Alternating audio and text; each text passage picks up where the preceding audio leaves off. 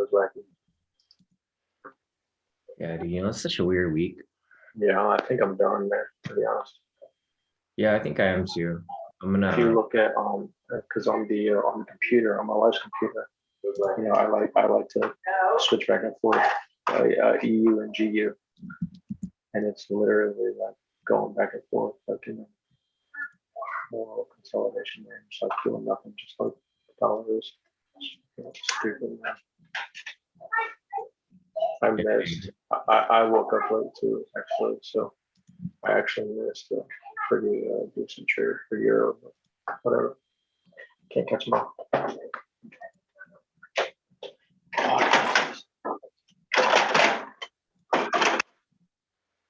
I just had to book a pickup truck for the weekend, so I gotta drive some stuff down to my wife's mom's house in South Carolina. So I'll be driving all weekend. how long is the drive out there? 8 hours. It's a long drive. So I'm gonna drive 8 hours, take stuff down there and drive back. Damn. Well, good luck, bro. Yeah, I like driving, man. Yeah, well, at least the weather's not too bad out there. It's not snowing right now, so Well, I'm just gonna turn and burn. yeah. I'll probably sleep. No, I'll get down there, drop off the stuff, sleep, and then hit right back on the road. Yeah, no, it's solid. Solid, dude. It's a nonstop, Days, basically. man. It's March 11th, dude. I'll be landing in Italy on April 10th, man. What was that? Sorry, I could barely hear you. Oh, my bad. I was talking low. Oh no, It's March 11th, and I'll be in Italy April 10th. Yeah, dude, that's crazy. 1 month from now, exactly. Yep. Yeah, that's nuts. It's nuts, man. It's about to be a whole different life for you out there. Hopefully, in those 3 years, I'll be coming back with a Lambo truck. Right. Oh my God! Look at 30. Let me set this room real quick. Let me set this link out. 30 to shoot up. Get fucked. I know it dropped. Okay, so it dropped a little bit. Let's see. Yeah. Out to everybody.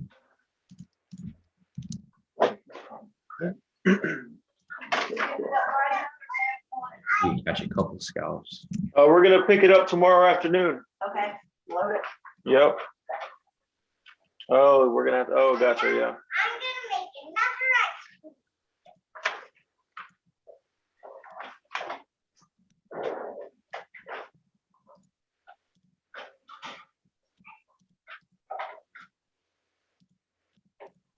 Can you hear me all right? I got like Bluetooth headphones in today.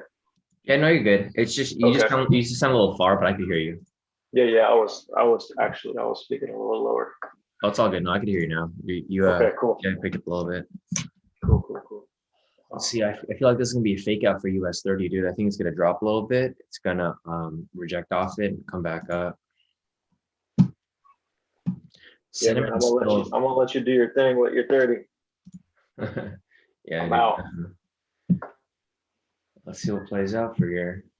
And it's crazy because the sentiment is still pretty it's still pretty low, 75%.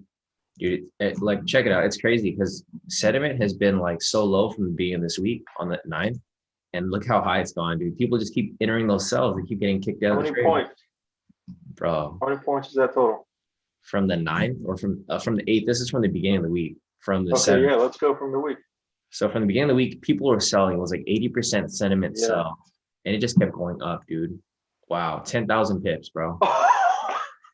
Imagine how many people's accounts got blown trying to sell US 30 this week. That's crazy. Gosh, look at that. Yeah, that's nuts, man. That's nuts. That is crazy. So whoever's trying to sell US 30, man, good luck, because your account's probably blown. Dude, that's crazy. And they keep selling, dude. It's like, bro, like the sentiment never goes below 70%. It's been 70 to 75, and it's just been crazy. Let's see. Yeah, all right, let me get this. Let me see what else is going on here. I'll try to let's see, what can I do? I will. Oh, that's not. I will Dude, look at the answer. markup. Look at the markup from yesterday. Remember how I marked it up where I said where all the stop losses were, where liquidity was? Look where it went. It went exactly to where I marked it up. I said that, you know, price was gonna, because this was the all-time high. I was like, all right, it's gonna break the all-time high. If it reaches their stop losses here, it's gonna push up to the next one, smaller tracement, and then shoot right back up. Hey, like I said, was after we hit 250 and we went higher, we might as well hit 500. It's almost there, man. Let's go. Let's just buy. That's crazy, I know. Seriously, you might as well just buy, right? What I mean, Yeah, especially with the sentiment so low. It's just gonna keep pushing up. They're not gonna let it drop yet. That's crazy. all right, I'm gonna get set up over here. Why is it? Let me check the chat over here to see who's in the oh crap, I gotta send this link. I didn't even send the link out yet. Let me send these links out to everyone. Let's see.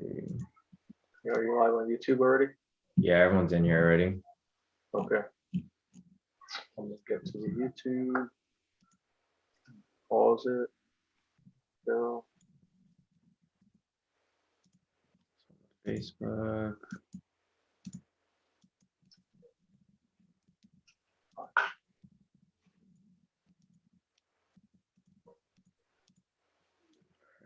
Send email.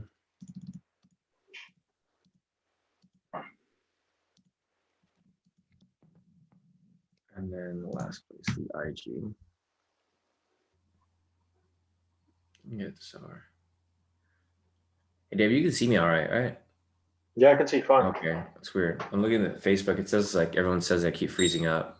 Not sure if it's just US 30 US 30 starting to drop. Let me just send this link out to the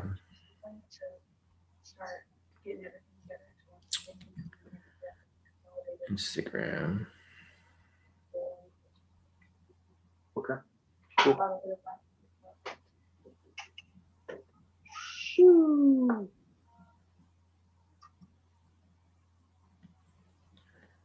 All right.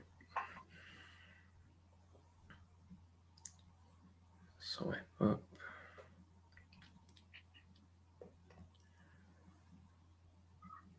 All right, I think everything's. Did you send the Zoom link out? Yeah, I'm going to right now. Let me just copy it from your page. It's the same thing. Let's see.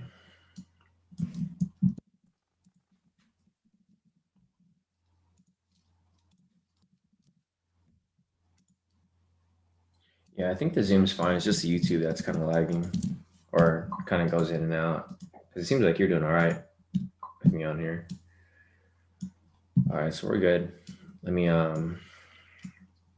check out the charts now. So let me check the chat. All right, cool. Morning to John. Morning, Peter. Morning, Chris. Nice. Chris, all the way from Portugal. Let's see. Dejan said, hey, I'm headed to South Carolina too, mate. Oh, really? Yeah, Dejan, I think he's from out there. He's from Georgia. I think he goes to school out there. Yeah. Nice. Yeah, John. I'll be driving out to towards near Charleston. Nice. All right. Morning, John. Morning, Matt. Morning, John Doe. Morning, Patricia. Morning, John. Morning, Peter. Morning, Chris. All right, got that muted. Let me make David a shit. Where'd David go? Co-host. There we go. All right, cool. All right, Dad, I made you co-host, so you could unmute yourself. I'm just admitting everybody. All right, cool. Let me see who else is here. Actually, let me take this off.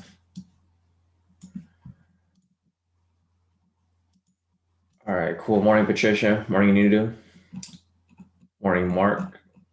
Morning, Marcus. Morning, Bryce. Morning, everybody. So yeah, guys, me and David have been looking at US 30 right now. Morning, Luis. Morning, everybody. So I was looking at US 30 this morning. It was choppy all night. So I don't think anyone should have been trading US 30 at all. The entire London session, this whole area here is choppy. So there was really no reason for anybody to be trading here. So hopefully you guys didn't trade around this area, because if you look at the pivots, there's just no area to trade around here, right? It's just a ton of choppiness. So hopefully you guys didn't trade there, because it just went sideways. It literally just went sideways for the entire London session. And then now looks like there's going to be a ton of some market manipulation. The reason for the market manipulation now is because of the like, if you guys are following my conversation with David earlier, if you guys remember, like from Sunday when market opened, it was it was heavy sentiment low. So sentiment was already like 75 to 80% low on Sunday. And that means that majority of retail traders, within IG, which is one of the biggest brokers, all of the retail traders that trade with them were shorting the Dow 30. So, the thing with that is people were shorting it, but the Dow just kept going up and up and up. So whoever was shorting it just kept getting stopped out. Unless you, no, obviously, unless you shorted it around these two areas where it dropped. If you shorted it any other area, you probably lost a lot of, or accounts were blown, because if you look from here on the 8th, it went from this low all the way to this current high, and it moved a total of about 10,000 or 11,410 pips. It's a lot of pips, right? So unless you have an extremely huge account, most people couldn't withstand this move right here, because this is such a big move. So yeah, I mean, this is why we're being a little careful. Like right here, this dropped down slightly, but this might swing back up. I mean, like it seems like right now they're just setting people up, right? They're just dropping it slightly to lure people in. And this is what they keep doing. They just keep dropping it. So they bring it up here, it gets to the high, it drops slightly for them to lure some more sellers in, because everyone thinks, once it reaches an all-time high, it's going to drop, right? Which it doesn't. It reaches an all-time high, it drops slightly, then it shoots all the way back up. So that's kind of what's happening here. It dropped slightly on this red candle to lure sellers in, because the sentiment is still pretty high. If you look at the sentiment, it's still 75%. So, they're just luring people to enter these sells. And then as soon as people enter these sells, they just spike it all the way back up, right? And a lot of this market movement, it just doesn't make any sense. There's not really anything backing these bullish moves, right? I mean, if you look at the news, like throughout the entire week, there isn't really much to push US 30 that high, aside from the stimulus. But even the stimulus shouldn't be pushing it that high, because stimulus hasn't even passed yet. It's just all speculation right now. It's supposed to be passed this week by the House, but or maybe it did already last night. I don't know. We were watching for it, but I don't really see much news here causing the Dow to move up that high. So I don't know. We'll see what happens from here, guys. But I like I was telling David, I'm probably going to take it easy today, because not just the indices market is moving kind of funky. The Forex market is too. We did have an odd JPY position that we called last night. It hit TP2 right here. So most of you guys should have exited in profit, because we did hit TP1 and TP2. But looking at the other indices here, it just hasn't really moved very much since market open on Sunday. I mean, some pairs have moved slightly, but majority of the pairs have just went sideways for the entire week. Like odd NZD just went sideways. This pair generally moves pretty quickly. Like for example, here, odd NZD, the previous week right here from February, it pushed up like maybe 136 pips. Comparing it to this week, this entire week, it's only moved about 30 pips, and that's unusual for a pair like this, odd NZD. Same with odd USD over here. It had a small movement, like it's not anything too crazy, but overall, the market it hasn't been too great this week, and that's why we haven't been taking too many trades, because you guys have to remember that you guys don't need to trade all the time, right? Like there's going to be times in the market where you guys should probably sit it out when there's market manipulation, or when there just isn't volatility, because you just don't know. You don't know what's going to happen. And, you don't want to trade when you're not for sure. Like you want to make sure that you're 100% certain about your trade before you enter it, because if you enter random trades and you just, you go by luck, your luck can only run so far until you end up losing some trades And then if you don't use proper risk management, you could possibly blow your account. So I've been following all these pairs here, and there's not really too much for us to take here. If I do see something, I will call it. Like for example, right here, there's a lot of reversals that happen or that have been happening, all throughout the week. Like right here for GU, this would have been a decent buy right here. But see, I didn't call this buy because look at this reversal. Like it shot up, and then as soon as this this candle closed, it drops. Let's see how many pips. It closes right here, and then it drops like 30 pips, right? So that's why I call, like I'm not calling trades right when they appear. I'm generally waiting for them to play out, and then I'd possibly catch the swing back in that direction, because there's just nothing's really moving smoothly. Like NZDJPY, I was going to call this last night. It would have hit TP possibly, but it ended up coming right back down. Like there's just a lot of reversals happening in the market this week. So that's why we're becoming a little careful this week. I think next week should swing back. Generally, if we have an unusual week like this, the next week is usually a lot better, and things generally swing back to how they were supposed to. And that's what we're doing. We're just being patient. We're being patient and waiting for some actual moves to play out. So let me go ahead and check the chat real quick, and I'll see what's going on over here. Let's see. Yeah, Marcus said, I told you it was going to make a new high, bro. Crazy that was trying to get all that money they lost. Yeah, exactly, Marcus. The market in general has just been kind of it's been all over the place. Let me check the US there. You see, like I was mentioning right here, it's playing out like I mentioned, right? They lured in some sellers, and then they're going to spike it back up. Like, look at this big drop. This dropped about 1,000 pips. That's a big drop. And then look at this swing all the way back up. Another 500 pips right there. So this is why I don't want to enter the trades yet for US 30, because you don't want to get caught in this, right? If you enter this sell, whoever entered this sell and chased this drop right here probably got stopped out by now, because this is pushing, it's probably going to push about 1,000 pips. And most people don't have a stop loss for 1,000 pips for US 30, especially if they're going for this little scalp here. What happened was, so if you were to enter this trade here, where do you think everyone places their stop loss? Look, if I go back to here, if you're a normal trader, or if you just think in the mind of other traders, if someone enters a sell right here at the bottom, their stop loss is probably going to be at the previous structure, right here. So whoever stop loss is right here, they already got stopped out because price already pushed up above that. The next line of stop loss would be right here, right? The next resistance. Whoever's stop loss is there got stopped out too. And then again, right here, this is where the next line of stop losses are going to be. So if we go forward, all the people who entered this sell right here already got stopped out. This is why I told you guys not to enter the opening candle, because look how far it's pushing up. That's crazy, right? This dropped 1,000 pips. Now it's shot right back up more than 1,000 pips. So guys, just don't get caught in these traps. If you see these traps here trying to lure you in, don't hop into them, because you're going to get stopped out. They're just trapping people right now. And then from this point, this can probably, this is funny because what happens here is people get stopped out for the buy. And what happens from there? People enter the buy because they're like, oh yeah, I just took the wrong direction, right? And when they enter the buy somewhere over here, their stop losses are going to be like right here, right below here, right below here. And I can easily see this swinging back down at some point to stop all those people out as well, right? Because it just established a new all-time high, guys. So here's a new all-time high. It just established a brand new all-time high on the opening candle. So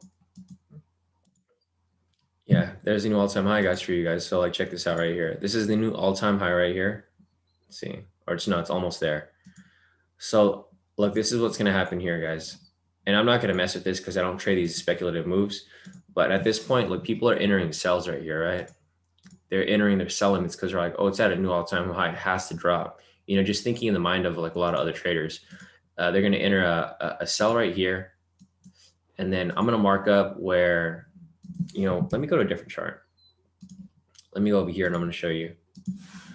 So if you guys remember yesterday, I marked up these zones yesterday, right? And the way I marked up these zones were that it's the same pattern that's playing out, right? So right here, this was the all-time high. And I mentioned that if people were to enter some shorts right here, so if I go back to here, I mentioned, because this was the all-time high, I mentioned people are going to enter sell limits right here, right? And with those sell limits right there, what I was doing is I marked up whole numbers, because people put like everyone puts their stop losses at whole numbers, right? So they put it at 500 pips, they put it at 1,000 pips, they put it at 1,500 pips and 2,000 pips. So these are where everyone's stop losses were, right? Like I mentioned, because everyone's trying to sell from the all-time high right here because they think it's going to drop. Like they're like, oh, it has to drop. But look what happened here. It played out exactly like I mentioned. I mentioned that there were stop losses here, so that when price reached these stop loss areas, it was going to catch liquidity and it's going to push up higher, right? And check this out. It played out exactly how I mentioned. When price reached, so they right here is they were luring in sellers. Like don't fall for the trap. It's the same pattern. They lure in these sellers because everyone thinks that it's going to drop because it's at an all-time high. However, look what happens here. It pushes up and it stops all of these people out who have their stop losses right here at this previous resistance. Then it pushes up higher. As soon as it reaches this point right here, it hits liquidity, right? So from here, it's going to push up to the next one because you see this big candle. It's because all the stop losses are here. And now it's going for a stop loss hunt. So this stop loss hunt is going to go all the way up to there to hit everyone's stop losses. So as it goes forward here, it pushes back up because everyone tries to re-enter because they're like, oh, it's going to drop. It's at all-time high. Same pattern right here. See these sells? They lure in more sellers because they think, oh, it's at an all-time high. It has to drop now because they're like, oh, this was just a fluke. They just, I got caught in this trap. It's going to drop here now. So they enter another sell and then it pushes up even higher. And they stop those people out again. So right here, it's the same people that just keep entering the market. Like some people just never learn. And if you look at the sentiment here, the sentiment's still short because those people keep entering sell orders when they should just be waiting or entering buys, right? So they enter more sells here. And then what happens is the same pattern again right here, right? It hits the all-time high again. And then they're like, all right, it's going to drop here. So they enter another sell here. And look what happens. Comes back. They lure in all these sellers within this vicinity here. Because when people see this, they're like, oh, it's going to drop now. It has to drop, right? But when you least expect it, look what happens. It shoots all the way back up. Comes back down, lure in some more sellers right here. And it's the same mind game, guys. Like people keep getting tricked because they think it's going to drop, but it doesn't drop. It just keeps going up higher and higher. Again, right there. See? And then again right there. And then that's where I marked it up last. And then from this point, it's just doing the same thing again. See, they're luring in sellers. All these like little cells right here, these are all traps. They're just trapping people to enter more cells here so that people think that it's going to drop, but it doesn't drop. It just keeps going up higher and higher because everyone's stop losses are within that area. So, I mean, we'll see, because look at this again. They trapped some more sellers here and they pushed it right back up. And it's the same pattern. This is why I don't want to trade around this area, because this is just manipulation, right? You don't want to get caught in this area because if you keep trying to get lucky, you're going to keep getting lucky until you run out of money. So this is why I generally just wait. I just wait and I chill and I wait for things to smoothen out. So with the sentiment so high right here, it's still at 75%. I think I'm going to take some buy scalps. So if this comes back down here and we get a rejection off, structure and the pivot, then I'll probably take some sells over here. So let me just redraw these zones over here because we have some brand new zones. Let's see. So we got this zone right here.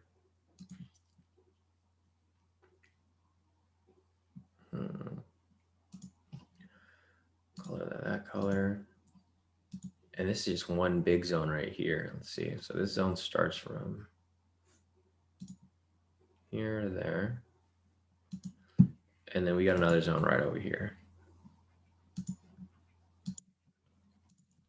So at this point, guys, I'm not really going to mess with US 30. I'm going to wait for some scalps, but I'm probably not going to call the daily entry either, because it's just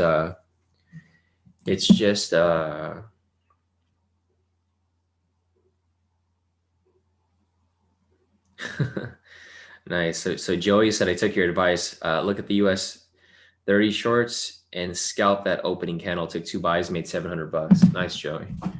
Yeah, so Joey took those trades that, if you guys sat in on our live session yesterday, I traded live with like Joey, and yeah, so Joey sent me a message here. Took your advice. Look at the US 30 scalps. He scalped the opening candle, took 2 buys, and made 700. Because this is what we were talking about yesterday, right? If price ends up dropping like this, it usually has to recover. It's going to swing back, especially if the sentiment is super high. And Joey actually took advantage of that. So nice work off that, Joey. Obviously, I didn't take it because I don't take trades like that. But if you guys want to be risky, I mean, you could have made a lot of profit off that right there. So just keep that in mind, guys.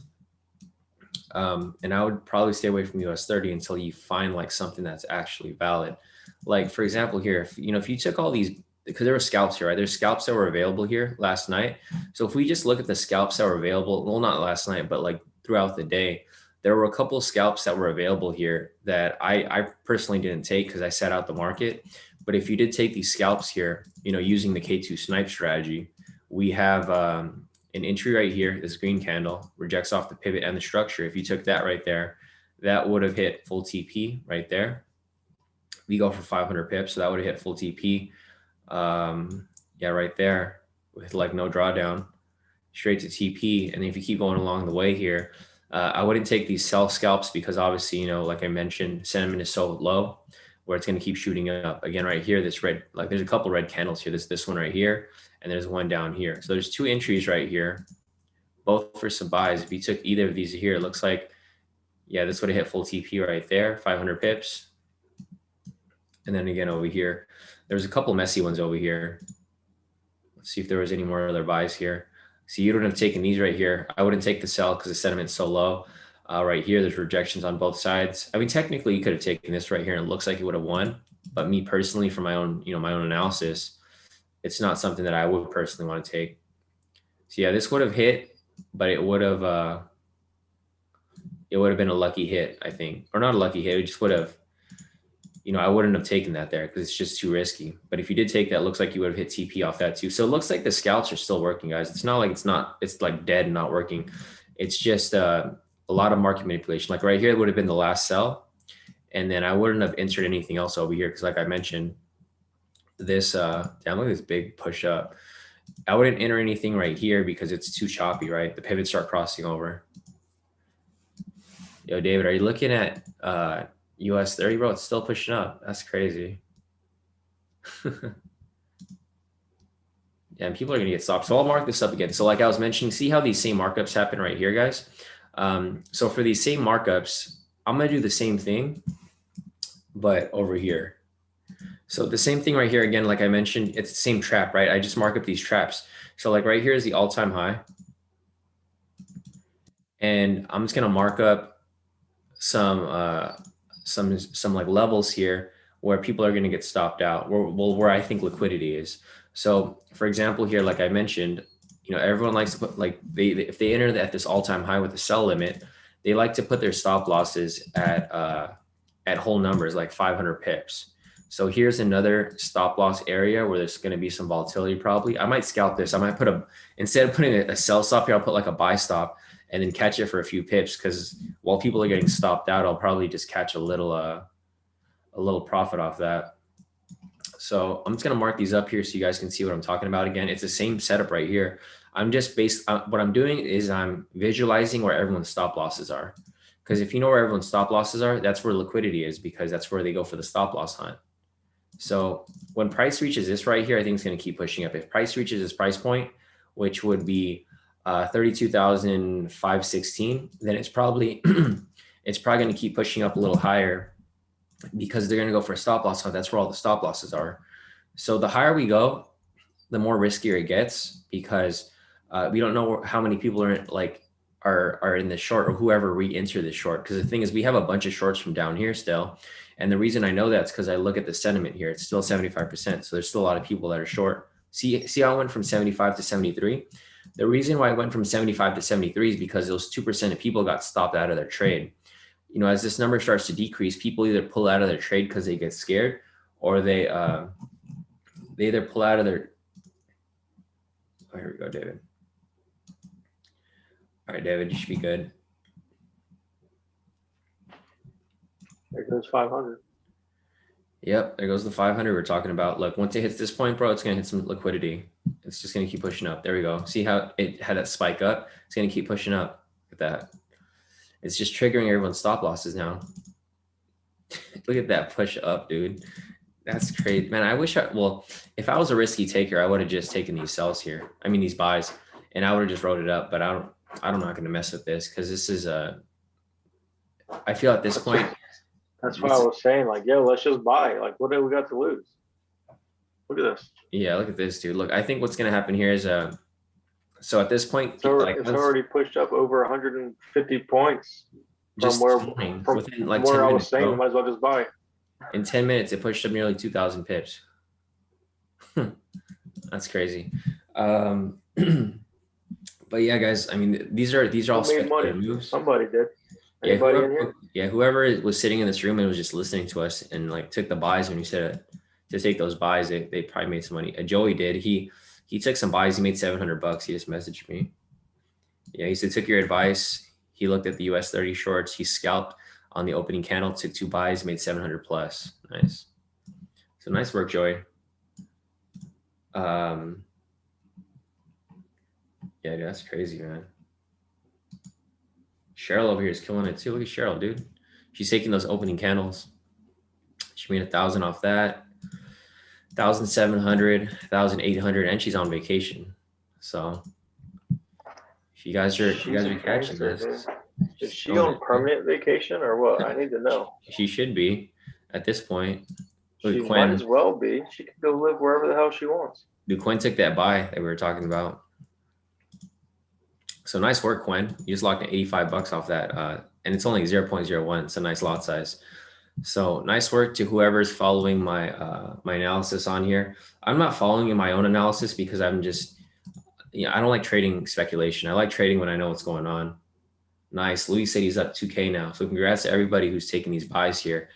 I would take it, but here like this thing's moving so fast that if I do take those buys, I would want to focus on the chart, but I'm just trying to analyze stuff for you guys here. But yeah, like I mentioned, guys, here's a liquidity, right? Price came up, liquidity push up. And then as soon as, so this is what happens here, right? And this is what I do myself. People, what they do, because they're like, some people are kind of smart. They're looking at what I'm looking at here. They're identifying that this is where everyone's stop losses are, and this is where the stop loss hunt is going to be. So what they do is they set a buy stop. If you guys sat in on my live session yesterday, I was kind of screwing around with this and I did this myself. I entered a buy stop right here and I only went for like a few pips to like 200 pips, right there. And it's exactly on point. Dave, check this out. It's crazy. Someone like it looks like people are doing exactly what I was mentioning. They entered their buy stop right here because they knew where this liquidity was. And then they had their target right there. So as soon as they hit their target for 200, see this wick? It's because everyone sold off of their position. So it came down slightly and then now it's pushing back up. It's funny. It's funny that a lot of people are seeing the same thing I'm doing, or seeing the same thing that I'm looking at with these little tricks where you can scalp like 100, 200 pips off here. Yeah, that's crazy. So it's probably going to bounce back right here. And I think they're just going to, they're gonna trap some more sellers here. So good luck to whoever's selling. You guys are probably blowing your account right now. I wouldn't sell this right now because it's establishing a high right here. So what happens is a lot of people are entering some sells again, right? People are entering sells because they think, oh, it's at all-time high. It's going to have to drop.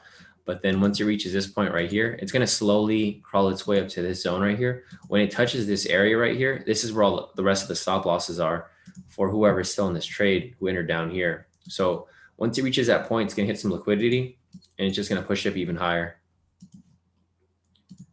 to the next one. And then every time it reaches this point, it's going to hit liquidity. And it's just going to keep shooting up higher and higher because it's going to go for a stop loss hunt. But that's what people refer to when they talk about a stop loss hunt, is that there's a huge volume of stop losses in these areas. So that's why you see price push up as soon as it reaches these price points right here. So I didn't take this trade here, but this is what I was showing you guys what would happen. And same with this one right here. I'm not taking that sell. I'm just showing where everyone's stop losses are. So we'll keep watching this and then we'll see how it plays out. A crazy push up for that. But yeah, guys, congrats to everyone who's locking in a ton of profit off this. I'm not going to trade this. I'm going to watch it and I'll analyze it for you guys, but I'm not going to trade it on my own account because like realistically, this can drop at any point. It's just how many people are they going to stop out until they drop it? Probably until sentiment starts to drop below 70%. So here it's 73%. Let's see what else, where it's at now. So if this increases, like right now, guys, just remember this number 73. If this increases back to 75, then I can see this pushing up higher and higher because then that just means that more people are entering sells and they're just going to keep stopping people out. The sentiment's just too high right now. They're not going to drop it just yet. So we'll see where this goes. Let me check the chat real quick and I'll see what else is going on over here. All right, cool. Morning City. Morning Dylan. Morning Kaparos. Morning Jonathan. Morning everybody. Morning Renko. Yeah, Renko said stimulus. Here comes $1 trillion, trillions more. Biden will reveal next phase of COVID response on Thursday. Oh, crazy. Okay. So they're probably going to reveal some more COVID stuff today. And then that will probably cause price to spike around again.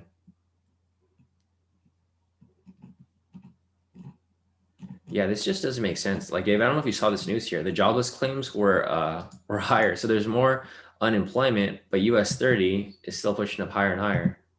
Yeah, it's nasty. That's why I just said, yo, I'm done for the week. Yeah, this is crazy.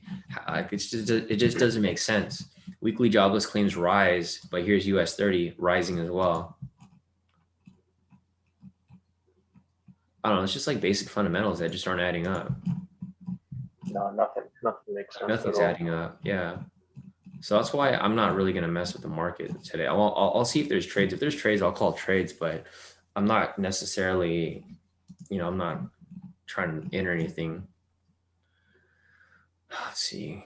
Pfizer. Like these COVID vaccine news, I don't think this really affects the market as much anymore, unless it's like something dealing with a a stock that's within the Dow index, like Johnson & Johnson and stuff. But other than that, these little updates where it shows like their percentage, I don't think it really affects it as much as it used to. Yeah, other than that, I don't see anything here really. Okay, so 3 hours ago, the House passed the COVID relief bill about 3 hours ago. Now they sent it to Biden to sign. So the House sent it 3 hours ago. Yeah, the dollar is also. Is it going up? Yeah, look at it. CDXY. Yeah, I mean, it dropped slightly and then now it's come back up, which is weird. Yeah, I look at it on the lower time frame, so the 5 or the 15, so I can see the more intraday movement. Oh, gotcha. Yeah. So it's been dropping and then it swung up and now it's dropping back down. Damn. We'll see. Man, the dollar's been weak since this. We thought actually it was strong and then it faked people out. So on Sunday when market opened, dollar was strong, and then it just came crashing on Monday. Oh yeah, because you thought G was going to go down, right? Like at the beginning of the week. Yeah. Yeah. So it was. I mean, beginning of the week it was going up, and then it faked people out. It went up, and then it just came crashing down from Monday afternoon. So basically, I just bought a retracement, and then I got out. Right. That's why I traded intraday. Yeah. I wonder if the other indices are kind of funky too. I feel like they would be. Let me check. Let's go over to the Aussie 200. Let's go down the list of indices here. I already went over the Forex pairs, nothing there. Wow. So the other indices look like they're actually moving pretty smooth. Maybe we should have traded these other ones while US 30 is bouncing around. See if there's any scalps here that were available last night. Yeah, it looks like there was a couple here. So I know some of you guys here are located in Australia, specifically Eonin and Sam. I don't know who else here is. I know there's a couple of you guys here that are from Australia. But if you guys are trading the Aussie 200 and scalping it, looks like, oh, Eonin's probably asleep. I forgot, it's like opposite time over there. I think it's like 3 a.m., 1 a.m. or 3 a.m. over there. So Sam and Eonin are probably asleep right now.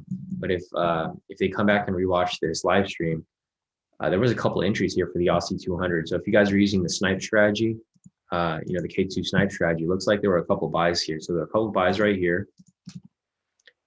There were also a couple right here during the London session. I'm not sure. Yeah, 5 o'clock. And then a couple over here. Let's see. And I think that's it. Yeah. So that's it for there. I mean, it looks like there's probably some around London session right here. But if you guys took any of these buys here, we just look for the rejection off the pivot in the structure down here. If you took any of these buys here, it looks like you would have hit full TP off that right there, that trade. Any of these 4 trades, if you took any of these 4 scalps, full TP right there. Again, with this one right here, this green candle, if you took this right here, full TP right there. And then again, right here, there's two entries off these two candles off the Aussie 200. So if you guys were trading any of these here, full TP right there, and then another full TP right there. So 4 back-to-back wins off the Aussie 200 for whoever was scalping that using the K2 snipe strategy. Looks pretty good. This might have been a better option versus trading, US 30 over here, which is just, it's moving off the charts. It's all over the place. So that's Aussie 200. It looks, oh, there's Yonan. Yonan said, no sleep. I lost my trade last night. I'm pulling in all-nighters all week. What did you trade, Yonan? You didn't take Aussie 200, right? Because if you took this, it looks like they all would have won. You might have been trading something else like a Forex pair. The Forex market's kind of choppy. I would kind of be careful with the Forex market, Yonan. Yeah, I mean, but this looks good here. If you took the Aussie 200, this would be your index out there in Australia, Australian 200. These would have hit straight TP. Let me see the China 50 for you guys here that are located in Singapore.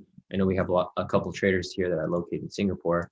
If you guys took this trade here, it looks like there was one trade that was available here, just one that was available last night.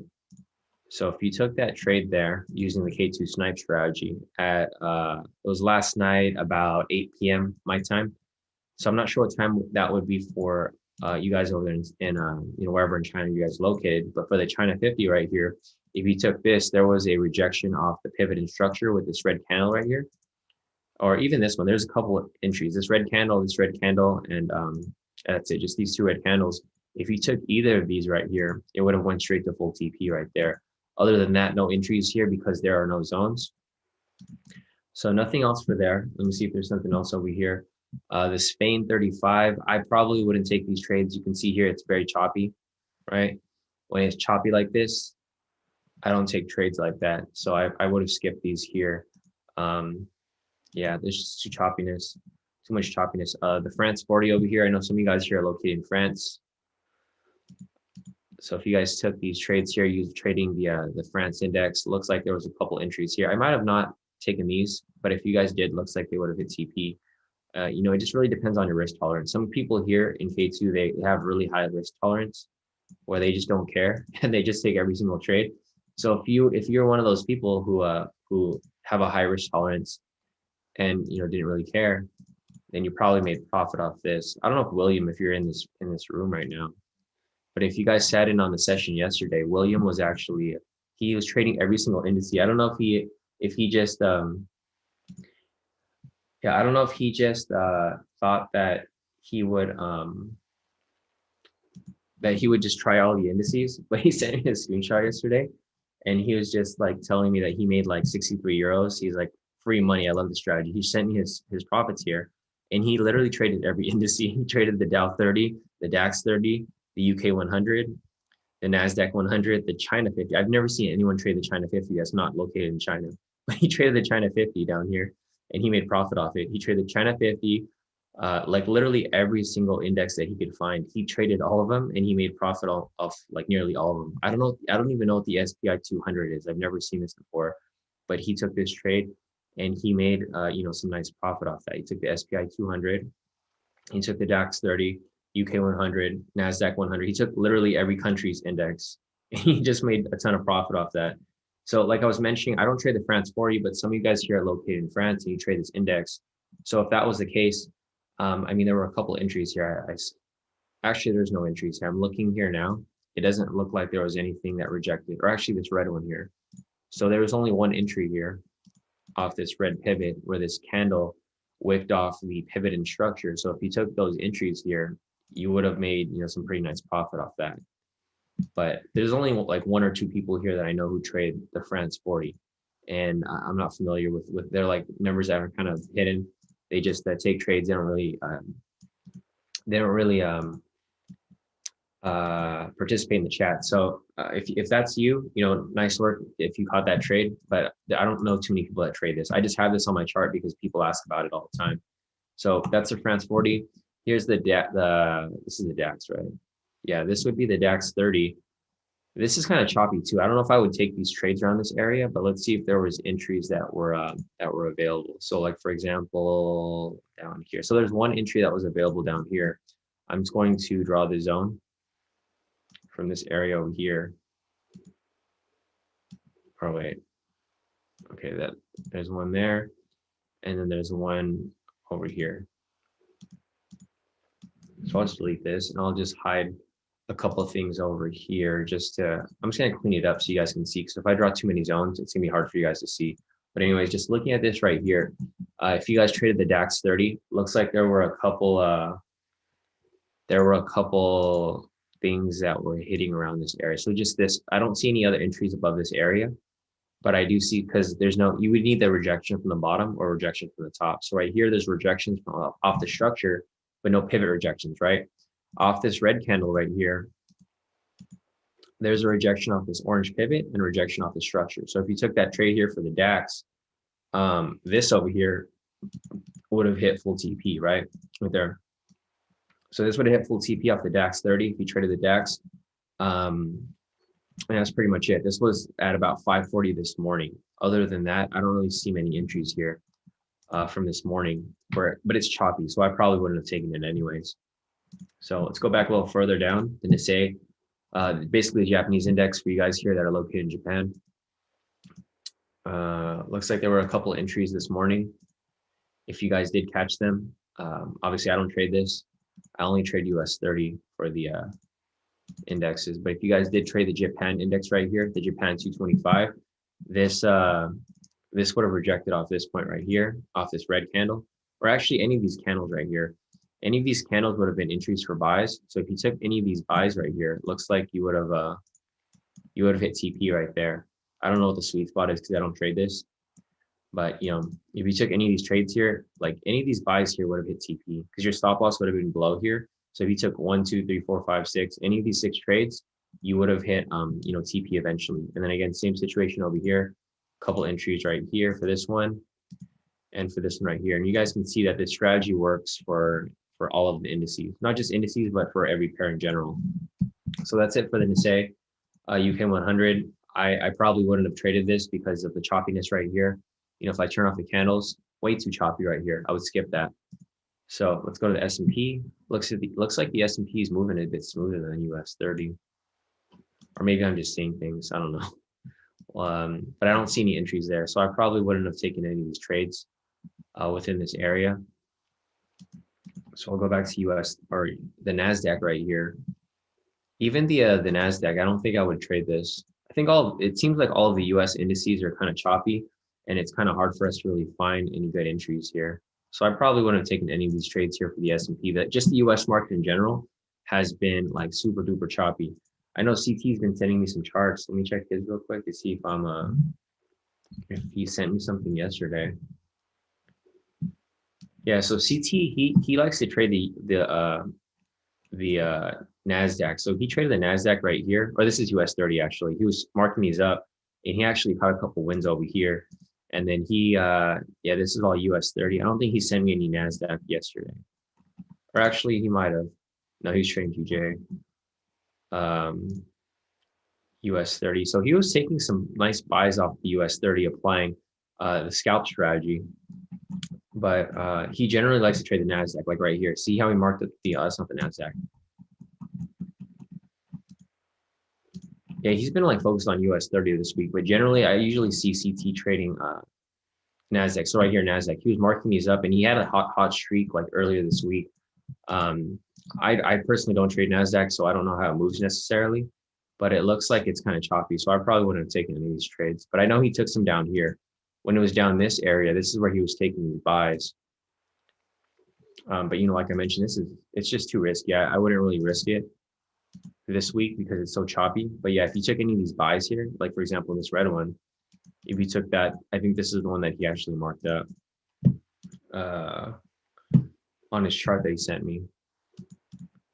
So that one right there would have hit. But you know, obviously the US market is just super choppy. If you see all these wicks right here, this just shows a lot of indecisiveness, especially if it's like wicking in between the pivots, because the pivots indicate the trend, right?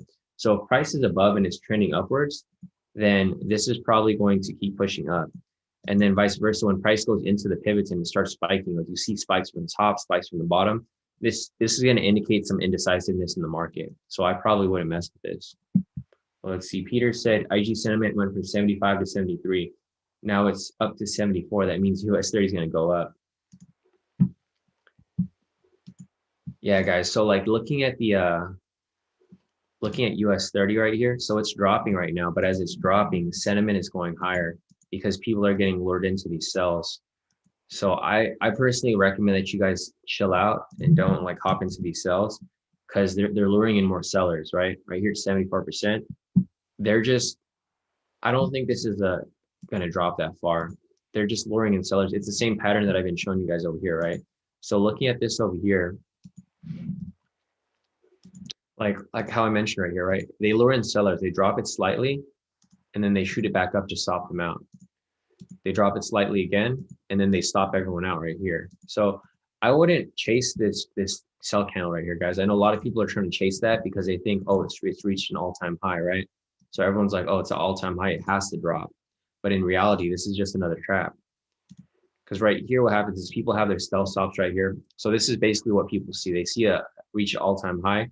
They put their they see this drop right here, this red candle, right? They enter a sell. Even for this candle right here, if they enter a sell right here, their stop loss is going to be at the all-time high right here at about 600 pips. So we'll, I mean, we'll see, man. These people keep getting trapped, and it's crazy. It's like people don't. It's like they don't learn, right? Like if I was to get burnt once, like for example here, if I was to get burnt once trading US 30, like right here, for example, if I entered a sell here because I thought it was going to drop, right? Because just look at the chart. If you look at the chart, it makes sense why people think it's going to drop. Like for example here, rejection from the high, drop, rejection from the high, drop. Again, right here, rejection from the high, drop, right? So what do you think is going to happen here? A lot of people think that a sell is going to happen, right? Because they see this big drop and they see the same pattern. This is where we got burnt yesterday. And they put their stop loss like right here because they think, oh, this pattern has played out. It's going to have to drop. The complete opposite happens. It shoots up and it stops them out, right? And it's just the same pattern. It's like if I get burnt once, I'm like, all right, cool. That might have been a mistake. And then if I try it again over here, so for example, it rejects off this high again. So what happens is people enter another sell right here, right? This would be the second time getting burnt. If you were to follow the same trap again, people enter a sell right here. Their stop loss is going to be right above it, again, slightly. And then what do you think happens here? You think it comes down? Probably not. It ends up shooting up. Oh, my thing just froze. See if I can refresh this. Okay, there we go. So there we go. People try to enter a sell right here. Yeah, so like, let me go back to that again. So what happens is right here, people think it's going to drop, right? So they're like, oh, it's at an all-time high, it's going to drop, or it has drop, right? So they see this, they enter a sell, their stop loss is at that swing. The next candle stops them out. So at this point, people get burnt twice. If I get burnt twice, I'm going to stop trade. I'm going to like take a break. But people just keep getting burnt time and time again as it continues to push up. So like again, right here, like I mentioned, see how this trap is the same trap. They lure in sellers right here, and then they spike price up. Right? They lure in sellers again right here, and they spike it up. It's the same thing. See this right here? People are getting lured into these sells here, but it's just going to keep going up. Again, right here. See how it rejects off this point, and this is exactly where people are entering sells. And this is crazy. It's just insane that people think it's going to drop because look at the sentiment. Sentiment went back up to 75%. So those same people that are getting stopped out, they're re-entering the market because they're like, oh, it's like they keep thinking that they're getting unlucky, but they're not getting unlucky. It's that they're getting manipulated because they think price is coming down right here, but it's just going to keep pushing up. Look at this big green candle. And where do you think people's stop losses are? People's stop losses are going to be around this area right here, right? So when price reaches this area, it's going to stop everyone out and it's going to create liquidity. When it stops people out, it's going to push price up to this area up here. And then when it reaches this area, it's going to hit some more stop losses and it's going to just keep pushing up. So if you guys are feeling risky, then I would go opposite of everybody and go for these buys. But I personally don't recommend it because it's just too risky. You're just gambling at that point because there's really no strategy that's getting played here. At this point, it's kind of like a cat and mouse game, right? Or what's that game called, chicken? It's like who's going to jump off the railroad first before they get hit by a train, you know? So I'm not going to mess with this. I don't trade like that. I only trade, when I know the trade's for sure going to hit. I don't take speculative trades like this where, I'm just going to be hoping that it hits, but not for sure. So just keep that in mind, guys. And yeah, I mean, other than that, let me go up the list real quick and see what people are mentioning. So short scene said K2 strategy works on stock trading too. Yeah, it works on everything. Short scene. It's not just indices and Forex. It works on anything. Like, I don't know, what's a stock that you guys like to trade? What, like Tesla or something like that? So if we go to Tesla, it's the same thing. I mean, see, we draw some zones here. So let's see. But for these, I wouldn't necessarily take sells. Like, I wouldn't be shorting like something like Tesla. I would just, I would catch the dip when it dips down. So these are kind of harder to catch because the market moves differently. It's not like I'm trying to see if there's even any entries here, because I don't see anything. I mean, there's some sell entries here, but I personally wouldn't take the sells like I mentioned. It's just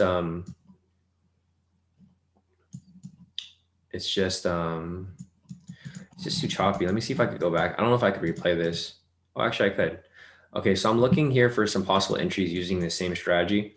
The problem with this too is that we'd have to figure out like what the best time frame would be to trade stocks with, because I don't know like how you trade stocks. If you trade them on the higher time frame, you're better off just buying the dip whenever it reaches a low, right?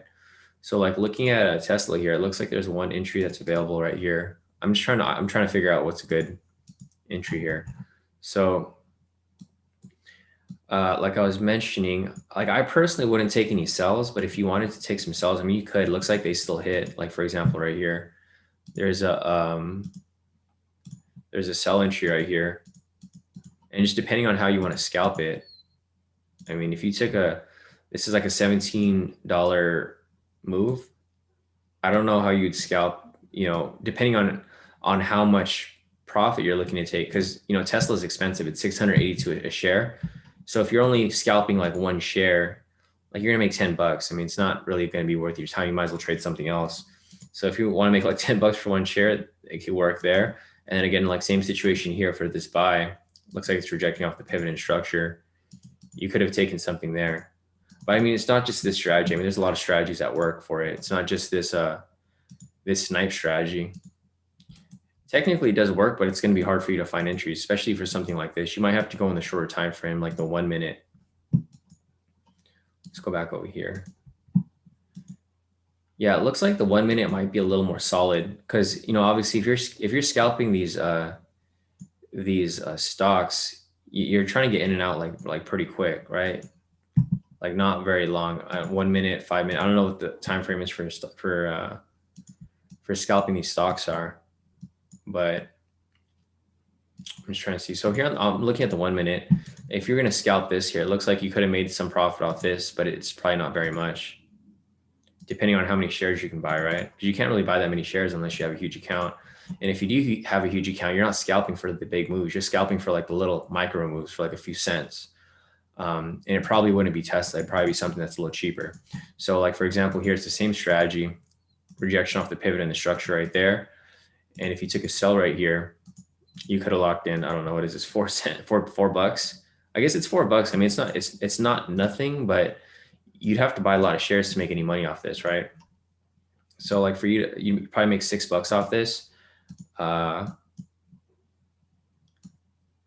we'll be conservative. We'll just say $4. So technically you can make about $7 off this, but we'll say $4 because, depending on where your scalp range is, or maybe even $5 right there, your scalp range. If you're trying to make money off Tesla, you have to buy like, I'm trying to think how many shares you would need to buy, like 100 shares of $500 of $5. You can make $500, right? It's not really worth the risk. I mean, unless you're trading something that you can make a lot of money off, because to buy 500 shares of Tesla, let's see, 681 times 500. That's a lot of money. You need 300K to buy that many shares. So you're not really going to make too much money off this. You would have to, trade it a certain way. But yeah, short. If you have an actual, a stock that you want to look at, we can look at it. It's just, I don't know what stock to look at because I don't trade stocks anymore. Like I haven't traded stocks in like 10 years. So I mean, I buy and hold stocks like for my investment accounts or my retirement accounts before when I was at work. When I was working my normal job, but I haven't really traded them like that, like actively. So I don't know what stocks to necessarily look at. So if you have one, I can pull it up. But me personally, I don't know what's a good stock to look at right now because I don't trade them anymore. So anyways, going back to US 30, look at that trap, guys. See the trap I was telling you? Like people are entering these sells and they're just pushing price up. When it reaches this area right here, it's going to hit the stop losses and it's going to hit some liquidity and it's just going to shoot up. So just be careful, guys. If you guys are trading US 30, if you are, I wouldn't enter any sells because these things are crazy. Oh, nice. So Jay said, when you said it was a trap instead of selling, I bought, made 20 bucks. Nice work, Jay. Yeah, you guys got to be smart about this, right? Don't follow the pack because if the whole pack is selling, you should buy because they're not like majority of these people aren't going to win. You know, like we looked at before, the majority of people here, they majority of people who trade, they don't necessarily win. Like there's only like 10 to 20% of people who actually win at trading, 10% that are actually consistently profitable. And you guys can't trade like the pack because if you trade like the pack, you're just going to lose like them. You guys got to be a little different. You guys got to be a little creative and think outside of the box because it's just it's a mess. It's a mess and it's all a mind game. I'll send you a chart. Oh, let's see. Send me a chart, David. Oh, for GU. Nice. I'm in a GU buy. Nice. For Okay. 4.7 pips stop loss.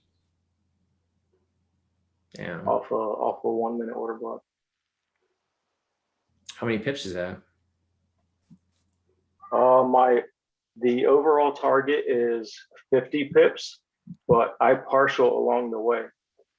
Gotcha. Okay. You know what I mean? So when it breaks structure, I partial. I take profit, and then it keeps breaking structure. I keep taking profit. Gotcha. So it's what's that? Almost five risk for 50 pips. What's that? A 10?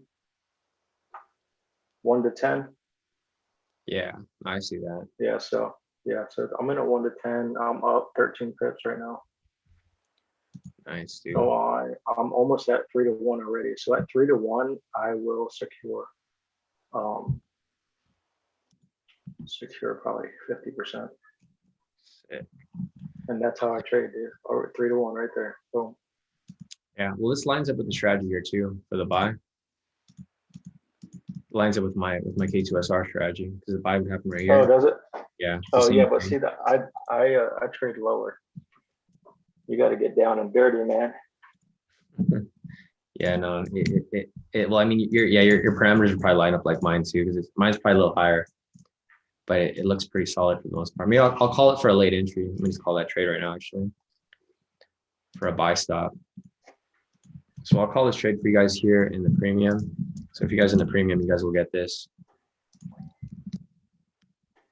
Because my analysis lines up with David. So if they line up, what happens there, guys? I just hit 16 pips, so that's 3 to 1 risk reward that I just secured half my position, and my stop also that break even. And now it's risk free. Nice. And that's how you do it. All right, guys, you heard it from himself, the man David. So if he's in a buy and it lines up with my buy, it's probably gonna play out. So there we go. I want that full TP. I want that 50 pips. Yeah, it'd be a good way to close out this trading week. This freaking whack ass Yeah, trade. let me give you a TP point. I got my TP at 1.39961. Let me check that again real quick. You said 1.99. Oh, wait, what'd you say? 399. 61, you said? Yep. Oh, yours is past mine, dude. Did you enter after? You said 50 pips is your target, right? Yeah. Wait, but I thought you entered before me. You're in the trade, right? You're in the positive? Yeah, I'm 20 pips up. Wait, what the heck? 1, 3. Yeah, because my Oh no, my bad. Okay, shit. This was at 25. Never mind. That was my bad. There we go. Okay, yeah, so yours is slightly below mine. That's not bad. Where would your TP be? My TP is going to be 1.40154. It's a little bit higher. Okay. Yeah. So it's like Yeah, like I'm 10 shooting for a let's see, I'm looking at a TP for right at a 1 hour order block. Sorry. Right at a 1 hour structure point. Nice, nice. Okay, I see it. Yeah. Yeah, dude, that looks solid. So we'll see 21 how that pips. plays out. Yeah, that'll be good. I got my alert set up, so when we hit TP, I'll have my horns ready for us. So we'll be following that. Damn, look at US 30, guys. Man, that was such a fire entry. Dude, look at US 30. Remember, like if you guys are here in the chat, you guys, I told you guys once it passes point, it's gonna hit liquidity, right? And it did. Right when it hit that point, it pushed up nicely. So now if it pushes up to this point, it's gonna hit more liquidity, and it's gonna keep pushing up higher and higher. So whoever entered these sell traps right here, man, you guys are getting screwed, guys. Like whoever said to enter sells, I think someone said to enter sells here in the chat.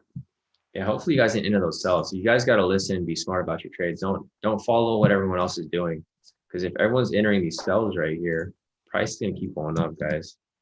Damn, look, it went from 75 to 74. You know why that happened? Because everyone got stopped out. That 1% of people, their stop losses right here, and they got kicked out of the trade. So we'll see how this plays out, guys. Like I mentioned, I'm not going to trade this. This is too speculative for me. But everything that I'm mentioning is playing out perfectly as I lined up. So I'll keep watching it. And if you guys want to enter these trades, you guys can follow it. Let me see if there's anything else here real quick.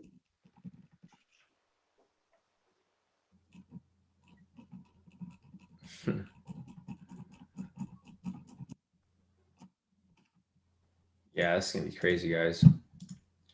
So expect some more liquidity for a push up once it reaches this point. It's just going on a stop loss hunt, right? You guys hear stop loss hunt all the time.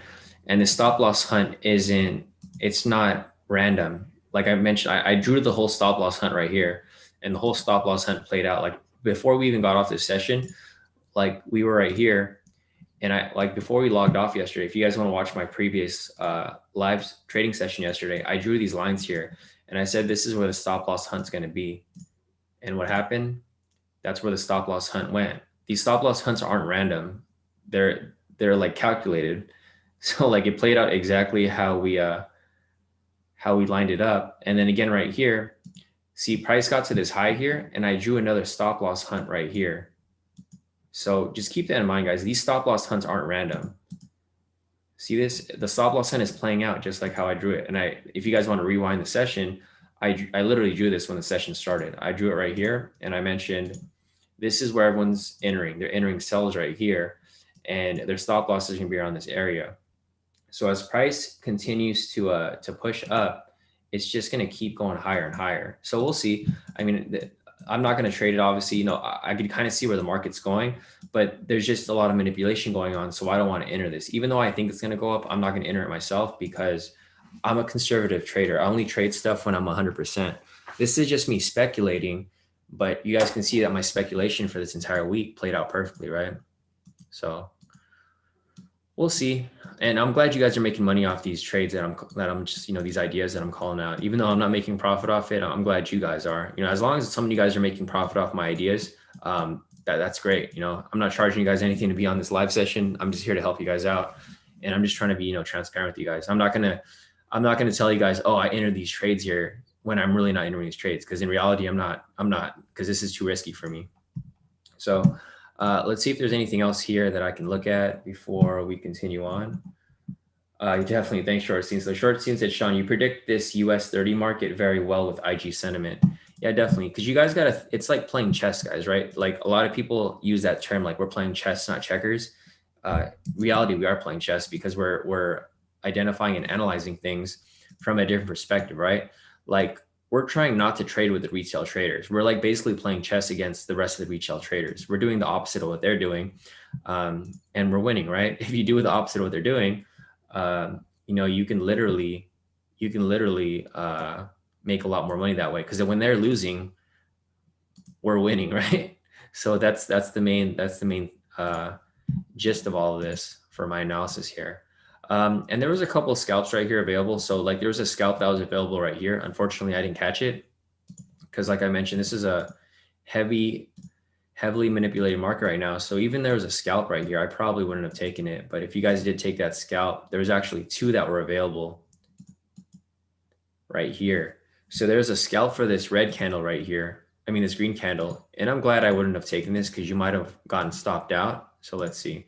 If you took this trade here, you probably would have gone stopped out. And this is why I don't take these trades here because like I mentioned, like the market's just being heavily manipulated. But if you took this next one, so this would have lost, this would have won, right?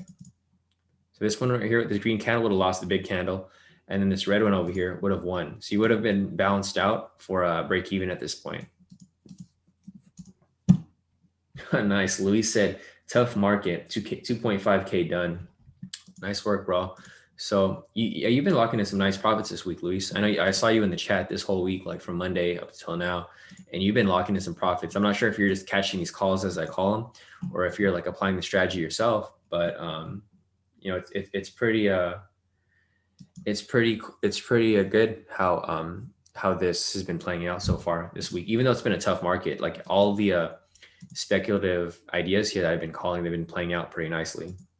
So that's why like me personally, I haven't been taking any trades, but like looking at these messages here, I save everyone's trades in K2. So people, like whenever I call stuff out, people take these trades. Like Quen over here, he made $85. You know, Cheryl over here, she locked in 1,800. She locked in 1,700. Like people are still making profit, even though like I'm not even making profit myself because I'm not trading. I'm just helping you guys out and giving you guys out ideas because like even Billy over here, like he took these US 30 moves from the same things I marked up here. So I marked these up right here, right? Billy took these trades. He got in once they broke these little structures that I drew, and he locked in $700. So Billy says secured $700, let my 1.0 run to 1900. See? So he took US 30, he took all of those little gaps that I mentioned. So I'm glad that you guys here are still profiting. Like nice work here, Billy. 2,400. Vanessa over here, she took that buy. Like, see, everyone's selling, and I'm telling you guys to buy. And she bought, made 2,000 off that. And she didn't even know what she was doing. She just took the trade. She was just like, "Oh, I'll take this buy because, you know, Shawn's saying take a buy." Even Jonathan over here, Jonathan took this buy off US 30 while everyone's selling. He's locking in profits, 570. So I'm glad that everyone here is profiting, guys. That's the main goal here. The main goal here is for me to make you guys profitable. I mean, you guys see me trade my own account every day, and I'm profitable. So I'm glad that you guys are actually profiting as well. It's not just me, you know, it's everyone here in K2. David over here, man, we took that sell on, what was it? On Tuesday. We locked in 7,000 total, 4,755 and 3,000. That was a little premature. Yeah, that was an early entry for that one. That was an early that was an early screenshot. I hit $9,000 on that. Oh, okay. Yeah, no. So David actually made $9,000, not 7. He just took this mid trade, but he actually made way more. He took the drop when it happened over here, this little drop. So just keep that in mind, guys. You know, even though I'm not really profiting right now because I'm not trading, I'm being careful. Everyone in K2 is still profiting. So, you know, great work to everyone who's either using my strategies or just following my ideas, because obviously what I'm doing here works. So if you guys want to learn how to do this, you guys can, like everyone else. Like Cheryl here, I think Cheryl's taking all these trades on her own. I don't call like S&P 500 trades. I don't call NASDAQ trades, but she's taking them and she's locking in. She's on vacation actually, and she's like locking in all these profits. So there we go, guys. See how I mentioned earlier, when price reaches this point, it's going to hit some liquidity. It's going to shoot up, which it did. So you see this wick right here. These are people that are getting that are closing out of their positions because they're just taking small scalps. So check that out, guys. Here's a stop loss hunt. All these red lines here are stop losses that I plotted for this week. So every time I hit the stop loss, it pushes up, you know, pushes up, pushes up, pushes up. right here, hit stop loss for whoever is selling, pushes up higher. I'm basically identifying where all these short sellers are putting their stop losses. And it gives you guys the opportunity to catch that liquidity push. So this looks pretty good, guys. I mean, everything here looks pretty solid for the most part. And let me see what else is going on over here. So let me check the chat. And Is anyone is anyone in GU? GU, let's see. Oh, nice. It's about to hit Anyone in the TP. trade? So yeah, so whoever took the GU trade that I just called, like, 5 minutes ago or so, it is pushing up in profit. Very nice. Sisuk. Sisuk took it. Nice, nice. Yeah, I'm running 5 to 1 right now, or 1 to 5. Nice, dude. We could finally sound off this horn once TP hits, man. It's been freaking all week. Man, this is why being patient pays. Yeah, man. Patience does pay, dude. So let me see if there's anything else here in the chat as we continue on. So let's see. I actually adjusted my TP for GU. Did you put it a bit higher? In case of a runner, yeah. So I got it at 4026. Nice. Nice, dude. Yeah, we'll keep watching it. Let's go back to US 30 real quick. Damn, look at US 30, bro. That thing is crazy. I'm not even looking at that anymore. I'm so done with that for this week.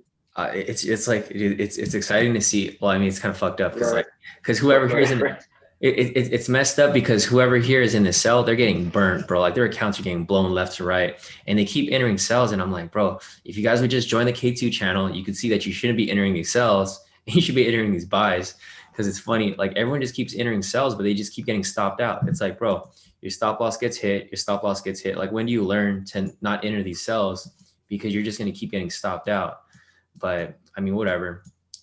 Like I've seen a couple other channels because I do communicate with a couple other trading companies, and they're calling buy. I mean, they're calling sells, and I'm just laughing because it's like, dude, you guys keep telling your traders to take sells, and they're just getting stopped out, and they keep thinking that that's gonna drop, but it's not.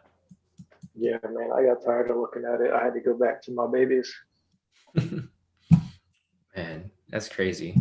That's crazy how people can just tell people to sell because it's at an all-time high. Like, bro, it's not gonna look at this liquidity, bro. It's pushing. People do that?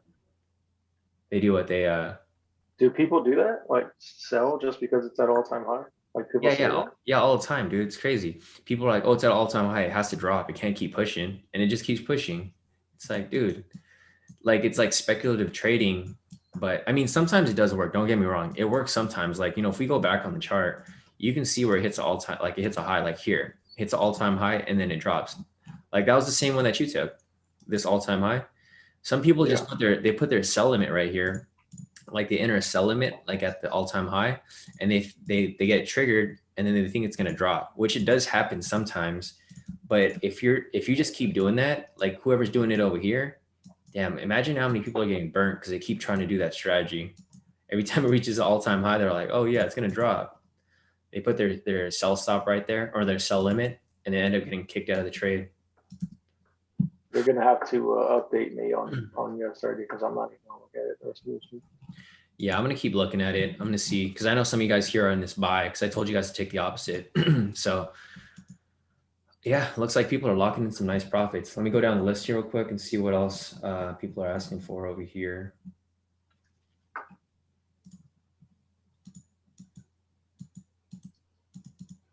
Yeah, so Peter said, I guess gold is going down. 86% of people with client accounts are long on this market. Let's see. Let's check out gold real quick. Nothing's making sense. Is gold's going down? Yeah. Oh yeah, gold should go down. Yeah, because the dollar. Wait. If the dollar is strong, gold will come down. If that's the case. No, the dollar's not strong though. It's not. Let me see. I mean, because GU's running. So is EU running? EU's running. EU's bullish, right? Yeah, EU's. Damn, I should have got the same entry. It's almost identical to GU. Wow. Yeah, it's weird. It seems like a lot of these aren't really moving directional. So Peter, it Oh, might drop. see, well, you're always on the 4 hour. I'm in Yeah. the lower time frames. I'm on Oh the yeah, five you're minute. looking at the shorter one. Okay, gotcha. Yeah, because I'm just looking at the daily percentage here. Looks like it's positive. GU is positive. EU is positive as well. AU is positive. They all look good. But yeah, Peter, like I was mentioning with gold, it's a little different. Like the sentiment does work the same way, but you also have to look at the dollar index. So if the dollar index right here, let me just go on the higher time frame, like the 1 hour.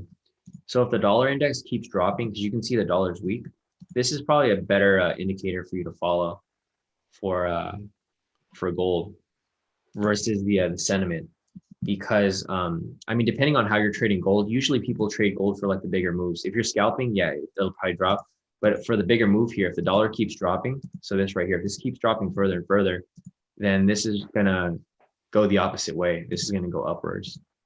And the reason for that is because, obviously when price is going down, that means that the second currency is stronger than the first currency and the dollar index right here is weak. So if it continues to be weak, then price should be going up. So that's a better way to look at gold, because gold is a little different from US 30. Different assets move differently. They don't necessarily all move perfectly with sentiment. Wow, look, US 30 is 62% up, bro, or 0.62. Wow, look at Yeah, I'm not looking at it. I that. Dude, refuse that's to look at crazy. it. The like I mentioned, guys, if you guys saw that liquidity push that I was talking about right here, as soon as price crossed right here, it just shot up. So here's the next level, guys. If you guys are watching this for a buy, the next level is going to be right here at 32,617. If Yeah, I'm price reaches 32 this pips in area, profit on GU. what was that, dude? I'm 32 pips in profit on GU. Let me pull up G real quick. Oh, it's about to hit TP. It's about to hit TP. Come on, let me get that alert real quick. Get that alert, GU. I'm going for the 1 to It's like 17 like off by like a overall. micro pip. It's off by like one micro pip. Fine, just push it up just a little bit, just a little bit, just a little bit. Oh, come on, like less than a micro pip now. Dude, this thing's messing with us. It's so close to the alert. Like oh, there we go. TP. There you go, David. You got your TP off that. There you go. Yes, sir. I'm running 1 to 7 right now, 35 pips. All right, guys. TP off GU. Congrats to whoever took that trade. Took it on my other account over Put your here. stop loss at break even. Where was your entry? Entry was at 1.39654. So pretty good off that. Let me just send an update to the chat real quick. Show you guys. 4. Okay. All right, so TP off that. Nice work, guys, for whoever took that trade. This is a small profit, but normally I don't even, I move stop loss when it reaches like TP2. Now I don't really move stop loss until later. Or like when it gets close to TP2. I'll check it later. I don't want to move it yet. It's too early.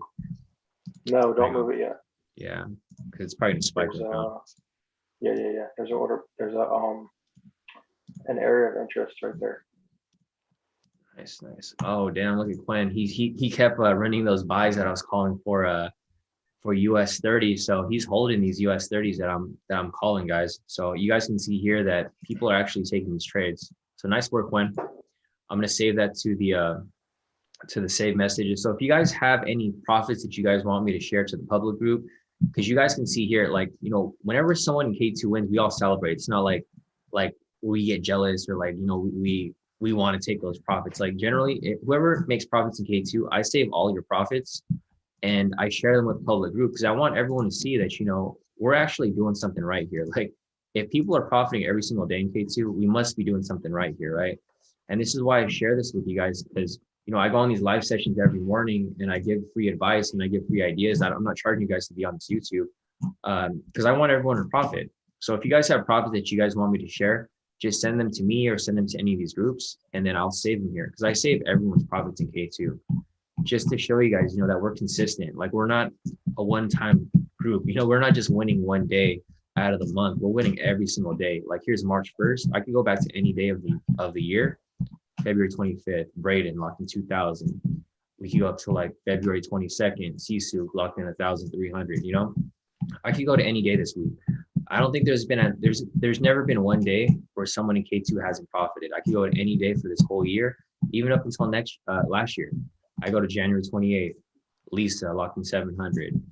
We profit every single day here at K2. So if you guys learn how we trade here, Karen over here 1,000. If you guys learn how we trade here, like we're very consistent with our trading, and I trade live every morning to be 100% transparent with you guys. Like with this GU trade, you'll see a lot of people call it GU trade, and they're like, "Oh yeah, hit CP," but they didn't show you their analysis. They didn't show you where they call the trade. Like they're just calling trades after they hit already, right? And there's a lot of scammers out there, guys. So this is what you guys see a lot of. And I'm not trying to call anybody out, but I know you guys have seen this before. You guys will see. I'll show you how easy it is for someone to scam you, right? What they do is they'll do this. They'll be like, "Oh yeah, I took this sell right here, right?" They'll mark this up right here, and what they'll do is they'll do this. They'll have like a tight stop loss, like right here, like right where it doesn't hit. They have a tight stop loss, like 50 pips, and they'll have a huge target down here, right? This is how people scam you. They'll do this, and look at this is the trick. They hit replay, boom, and they're like, "Oh yeah, I caught this high right here, big move." They take a screenshot of this. What do they do next? They move it forward, and then they take another screenshot before and after pick right there. You guys get tricked by that all the time. Like there's so many scammers in trading where you see this all the time where people will take a screenshot before, but in reality, dude, you hit the replay button, anybody could do that. But here at K2, I'm showing you guys these trades live. I'm showing you this GU. I spotted this. I called it live. We showed you TP. We showed you profits. Like it's all transparent here. So don't fall for these tricks, guys, because everyone does this all the time. They'll take a screenshot right here. Here, I'll even show you guys. Look, I'll show you what people are doing. They'll take a screenshot like that, and I'll post it right here, right? I'll post it here in the saved messages so I can show you what people are doing. They're like, they post this up, and you'll see these Telegram groups. They're like, "Oh yeah, I'm taking a sell right here, right?" And then they'll just go forward like that. And then what do they do from that point? They take another screenshot, and it looks like they called the trade, but they never called that trade. They just rewinded. Check this out. See that? They're like, "Oh yeah, I sold from the high. Oh yeah, full TP." But they showed you no analysis. They showed you nothing live. They act like they thought of it, but they really didn't. And that's how you guys get scammed here. So just keep that in mind, guys. Be careful with who you follow and who teaches this stuff, because there's a lot of people that are just faking. So just keep that in mind. And I'm not going to call anybody out, but you guys know exactly who does this stuff. Call them out. Nah, man, it's messed up, bro. Call them out. And you guys see that all the time, guys. Like it's so easy. I showed you guys there. I'm gonna have to make a list of people who are scamming, because there's a lot of people like that online. But yeah, guys, anyways, so going back to US 30, call them out. Yeah, guys, look at this US 30 right here. Like I mentioned, when price reaches this point right here, it's going to hit some liquidity, right? And that's exactly what happened. It's still pushing out like that right there. So this looks good for the most part. Let me check the chat over here. Harmony said call him out. Yeah, no, it's funny, guys. I'm not here to tarnish anybody, but you guys know that. Just keep in mind that there's people that do that all the time. And I showed you guys right there on the chat. It wasn't that difficult for me to do that, right? But anyways, looking at US 30, it looks pretty solid, guys. It's still pushing up higher and higher, and it's gonna keep pushing, I think. So let's see the sentiment real quick. Where's everyone else at? So you guys can see here, it went from 75% to 73. So like the reason why this dropped here is because how I was mentioning, this is where people's stop losses are right here, right? So when price reached this point, it triggered people's stop losses. And that's why the sentiment is starting to change from 75 to 73. As it starts to decrease lower and lower, that's because people's stop losses are getting hit. So as this gets lower to 70%, or even right now, this might start to tinker off. Like we might see this start dropping slightly, because they might try to trap more people.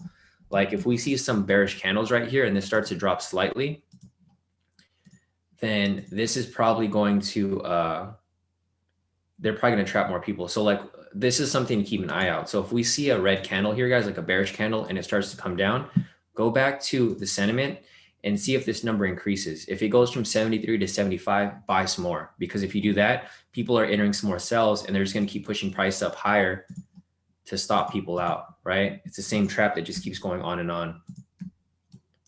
Man, this should be a trap week, David. That's what this week should be called. You know, people call Trap Tuesday. This should be Trap freaking It's March the week whole 2. trap week. The I'm trap a, week. I'm gonna go to the YouTube if anybody wants, I don't know, to ask questions. I'll be here to help. Nice, nice. Yeah, thanks, Dave. Appreciate that. All right, let me scroll up real quick because I think there's a couple of the questions here that we could see real quick. I know there's a couple of questions here where people are asking for something to look at. Let's see, I think Jay was asking. Yeah, sorry, Jay. I see your question right now for GBP So let me pull up GBP real quick. Oh, yeah. Peter said, you'll learn more coming here daily watching Shawn live than most of the $500 to $2,000 courses. Yeah, definitely, guys. Like, you know, just a reminder, I'm here to help you guys out. I'm here to give knowledge and share my information, like share my knowledge with you guys, because I've been trading for a long time and I probably ran into like all the issues you guys have ran into. So, you know, if you guys have questions, I have answers and I'm here to help you guys out. And I don't charge you guys anything. This is completely free. The only thing that is charged is if you guys want to learn the strategy, right? Because I've worked hard to create the strategy, the scalping strategy, and I'm not just going to give it to you guys like a freebie, right? Obviously, like a lot of my time and a lot of my life went into learning this trading thing and the strategy. So obviously, you know, if you guys sign up for the strategy, you guys can see here that people are profiting from using the strategy, like Cheryl over here.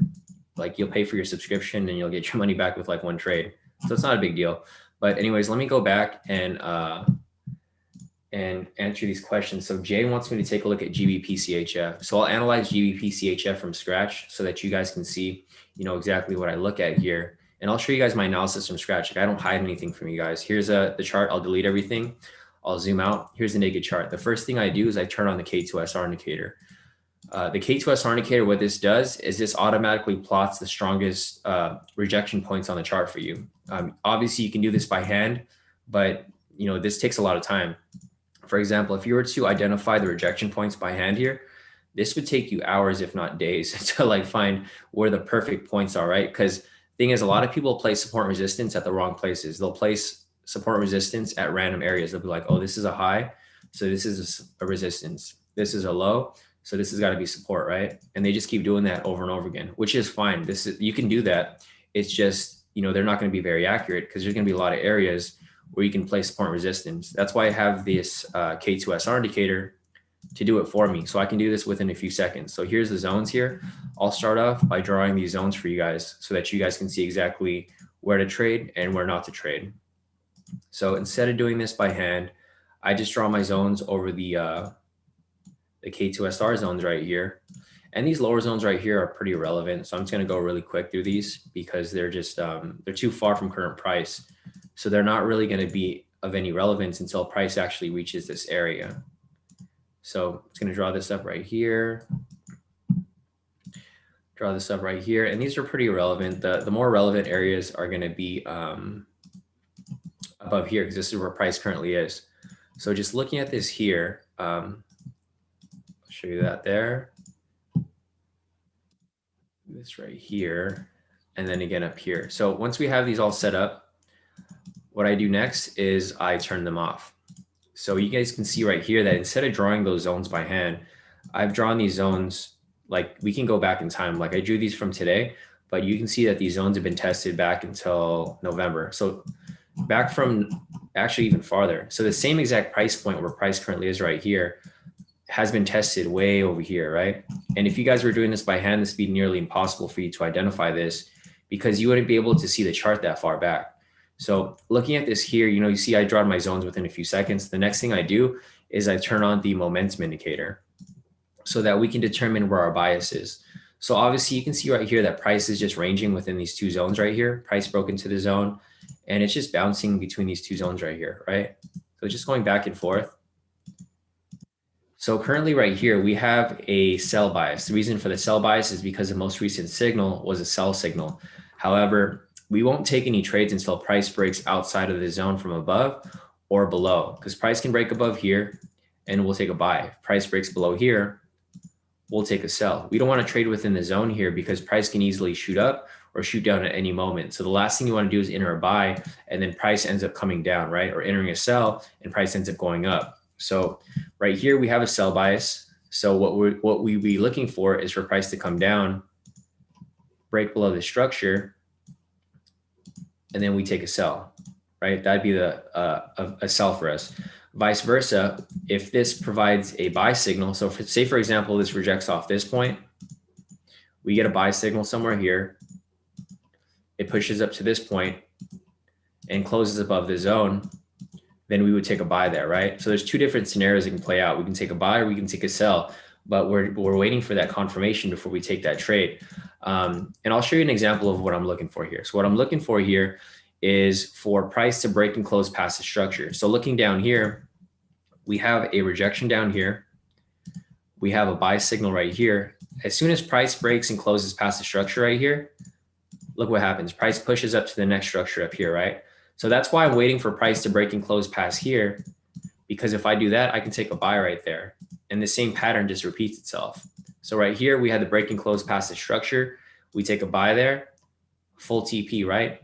With like literally no drawdown. Full TP for about 186 pips. The same pattern repeated itself again right here. See how price broke and closed past the structure? It's the same thing. That's what we're looking for here. When that happens, we enter another buy position. And what do you know? Full TP. And the thing with this strategy is that it doesn't work only in one direction. For the same reason for sells, right here, we have the rejection from here. We have the sell signal right here. You can see that it broke and closed past the structure. If you took that sell there, you write it to the next structure right here, right?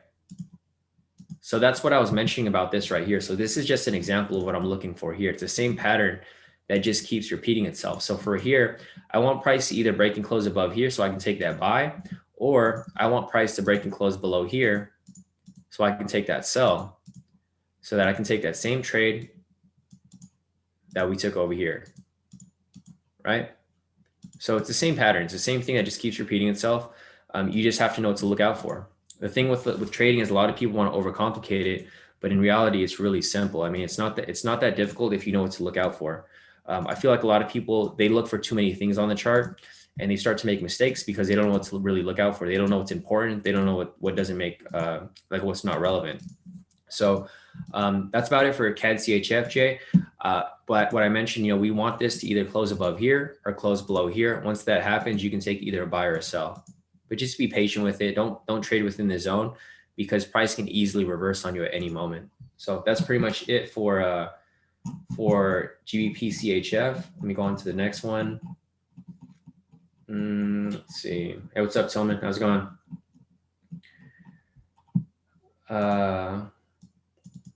Jay said it's very funny actually. Someone told me whenever you lose a trade, it goes into someone else's account, vice versa. Yeah.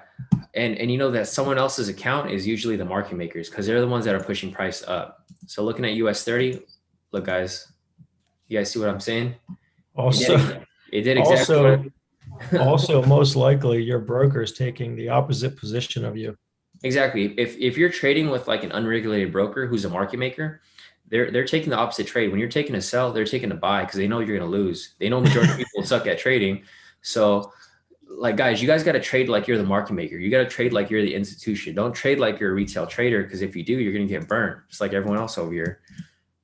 Damn, look at that. See, bro, what did I tell you guys? I said 75, right? I said when it goes up, buy US 30. And if you guys bought when I told you, you'd be in profit right now. I just, like, if you guys want to go and rewind the replay, that's exactly what I said. I said it was at 73%. I said if it goes up to 75 and price gives us like a little sell, a hint right here, take that buy. And this candle was coming down, so it was kind of indicating, a bearish move. So if you took that buy right here, so technically if you took the buy from right here, geez, you made a profit like 400, 500 pips already. So hopefully you guys are listening to me here and you guys are actually taking this into account because everything I'm telling you is playing out. So geez, check this out, man. Like all this liquidity here, stop loss right here, triggered, stop loss right here, triggered, stop loss right here, triggered. It's just going to keep pushing up. Damn, that's crazy. It's hitting liquidity right here. So it's probably going to keep pushing up even higher. So hopefully you guys are actually listening to what I'm saying and it's not just going in it's not going in one ear out the other because everything here is playing out exactly how we've been discussing. So yeah, US 30 right here looks good for the most part. Sentiment keeps going up. Like David, I don't understand this, bro. People are still entering sells, dude. This is like, Yeah, I got my main screen on the dollar index now, because now we're approaching close to London close. yeah. All right, what's today? Thursday?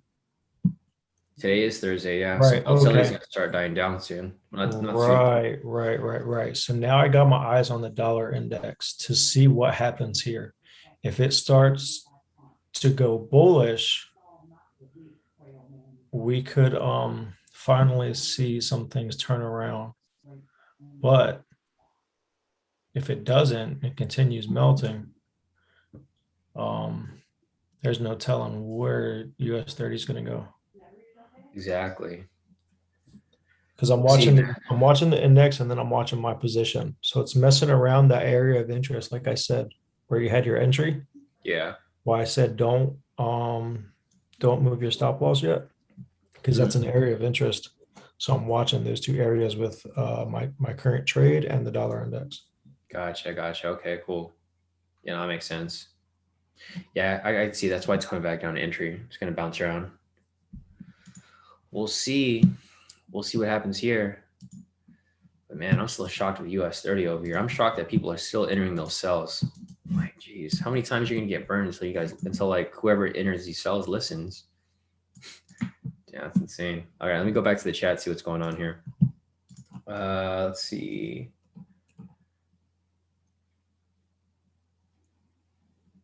Yeah, Emmanuel said dollar going down, gold going up. So yeah, Emmanuel's mentioned dollar is going down and gold is going up. Let me pull up gold real quick. Yeah. Well, Emmanuel, I think it's still coming. Well, this is weird. I don't know if you noticed this, David, or no.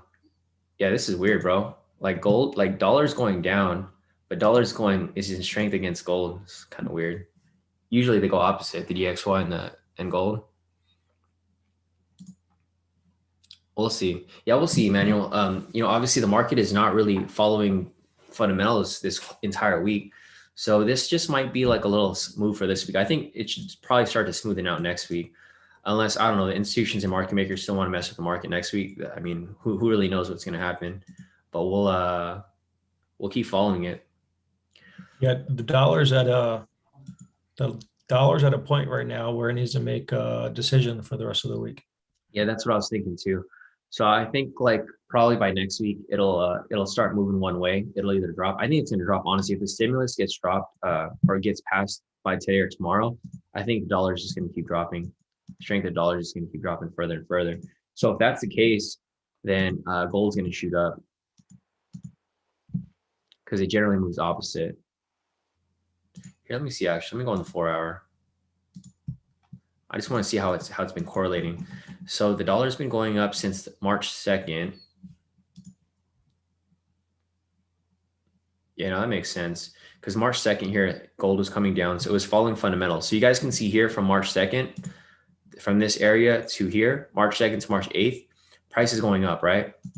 So when this happens, XAU USD goes down because that shows that the dollar is in strength. So looking at March 2nd up until the 8th right here, it goes straight down, right? So that's perfectly fine. That's how it's supposed to move. Let me see if it's like the weird part was like during COVID. I think during COVID, that was when stuff wasn't moving how it was supposed to. So February 5th over here, February 25th up until February 28th, it was going up. So February 28th or February 25th up until, yeah. So you guys can see here the correlation, right? When the dollar is going down, then this pair goes up. They go opposite of each other. So just keep that in mind when you guys are looking at, XAU USD with the dollar. So just see where the dollar is moving. If the dollar is going down, then you'll buy gold. When the dollar is going up, you'll sell gold. So just keep that in mind. I'm thinking about entering a speculative buy here for gold and just hold on to it. But I don't know. We'll have to see. We'll have to see that correlation. Yeah, but all right. So let me go back to US 30. Damn. So US 30 hit that liquidity and it's pushing up higher and higher as we speak. So let me go over here real quick. Chris said, would you consider going short on US 30 if stochastic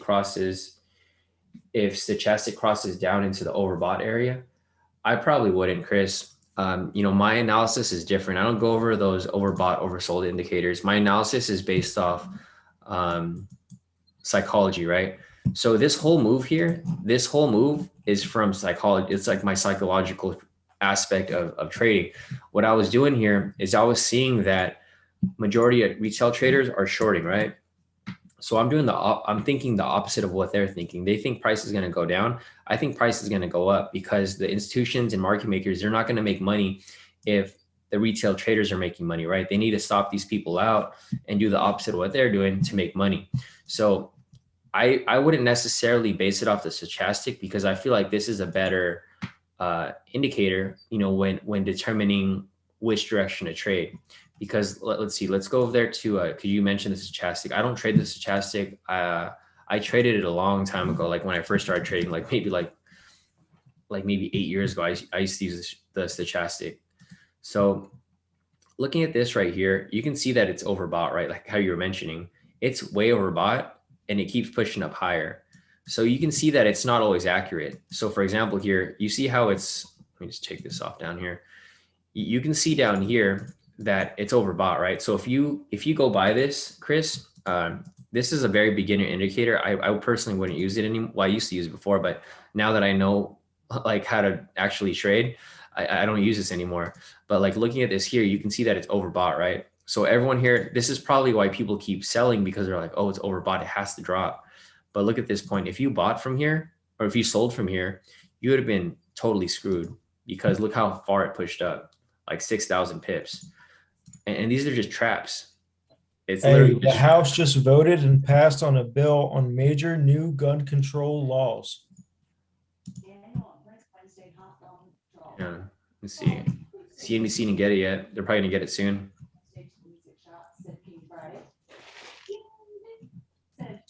Yeah.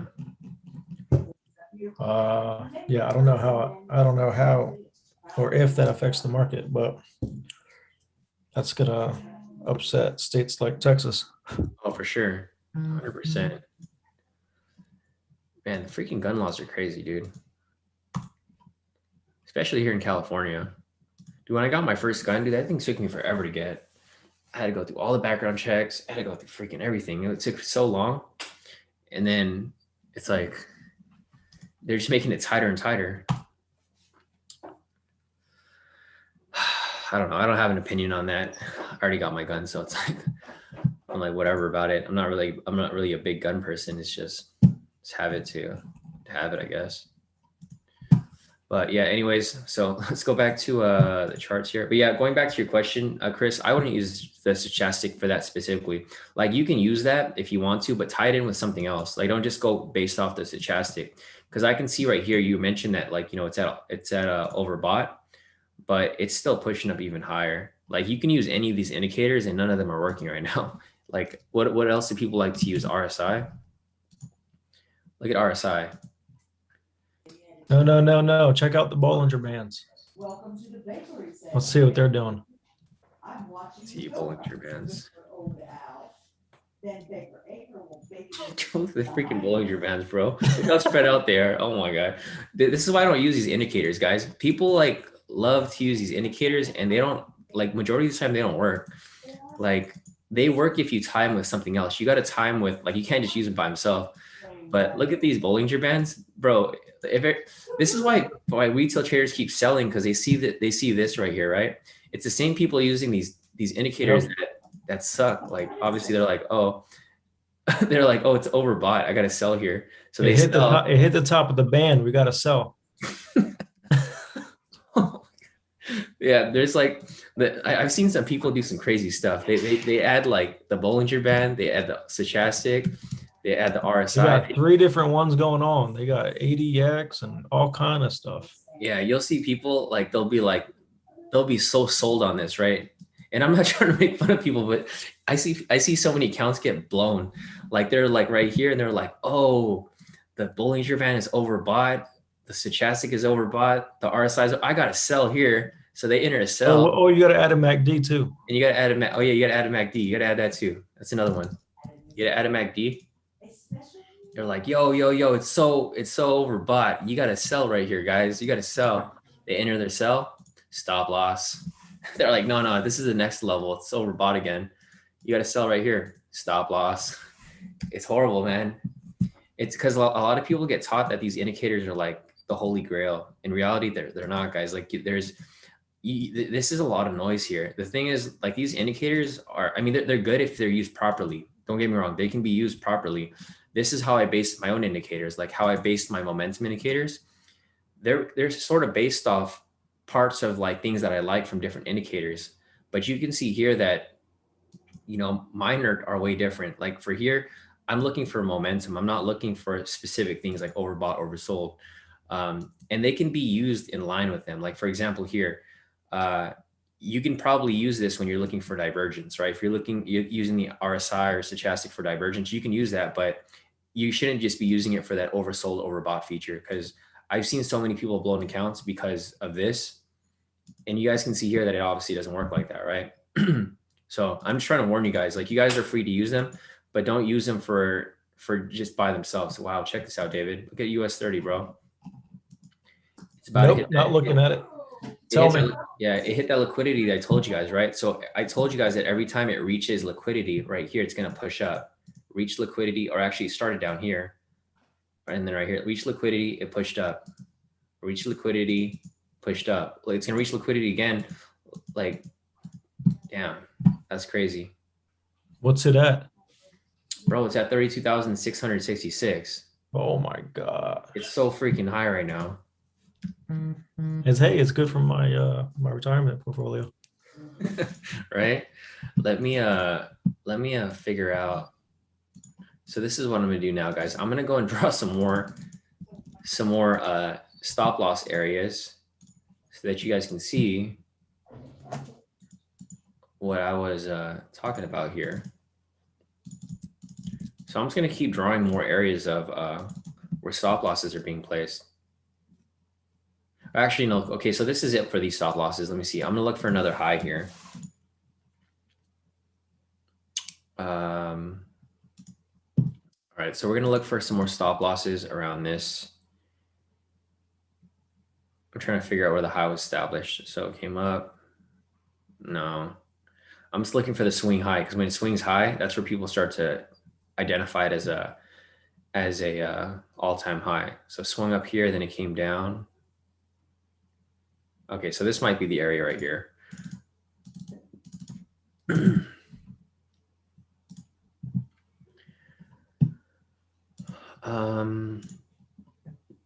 I'll draw some more here. I'll make these a little longer so that we can see what the next levels are. Damn, this is crazy, guys. I feel bad for whoever's short Dow 30. They're getting their accounts blown like crazy right now. Next QP. Next QP. Yeah, I just marked up my little stop loss. I don't think it's gonna push any more higher. It's too high already. But yeah, what's the last whole number it hit? Where it currently is at. The last one was 32,500. Next is gonna be 32,750. Oh, but did it hit 700 yet? Oh, actually, no, sorry. No, 7 would be the next one. Oh, 7 would be the next one. Okay. Yeah. Well, the dollar's pushing down. Let me check the sentiment. Let's see where we're at. Dude, people are still freaking selling, man. That's crazy. Oh man, I feel bad for these people. Well, not really. I don't feel bad for them because they're gambling at this point. I feel like whoever gets stopped out, they just keep entering sells because they're like, oh, it's gonna have to come down at this point, right? It's like everyone's thought process. I'm watching the dollar. So London low got taken out by New York open. And now London close is pushing to break New York opens low. So if that happens, we might see 750. It's only 8 o'clock. I thought it's already London close. Yeah, it's good there.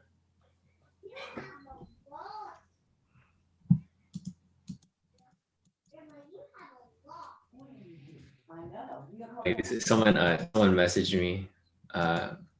They were like, hey Shawn, like one person disliked the video. He's probably that one person that trades off MACD, stochastic, and RSI. No, it's That's Sean's funny. imaginary hater. Yeah, it's that one dude. It's It's you know who it Pikachu. is. Pikachu. That dude always wants to lurk in the group. Wants to call shitty trades, and then actually he's one of those guys that shows you those little scam trades. Oh yeah, I caught this big ass move. You're right, bro. Where's your analysis? Man. All right, let me see what else we got over here. Yeah, we'll see where this goes, guys. I mean, obviously, you guys can see that they're trapping more people in. See this bearish candle? This is to get people to enter some more sells. If you look at the sentiment's still 75% of people short. So with that said, you guys already know what to do. Catch that dip. Actually, that's what you guys can do. Like that's something that I used to do a lot too before. I would catch it as it dips. And then like if the sentiment is so high, like for example, your sentiment's like 75%. Whenever price dips slightly, I'll just buy some more. Not necessarily for US 30, but I used to do that for like Bitcoin and a couple other things that I would trade. Because you can do that. Like if you guys look here, every time price dips, you could have bought a whole bunch more. Like sentiment was like 75% all week. So from, what was it, from the 9th? Yeah, right here, 10. Whenever price dipped down, you could have bought some more, dip, bought some more, dip, bought some more, et cetera, et cetera. But yeah, we'll see. I think this is going to keep pushing up. I think it's going to reach this point right here. And then it's going to keep pushing up a little higher to push up.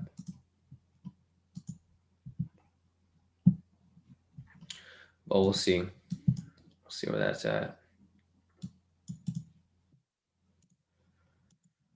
All right, let's see what else we got here. So let me go down the chat real quick, see if there's anything else for us to look at. All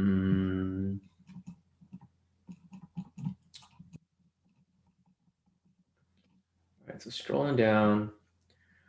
Vinisha said, dude, US 30 keeps going up and IG just increased by 1%.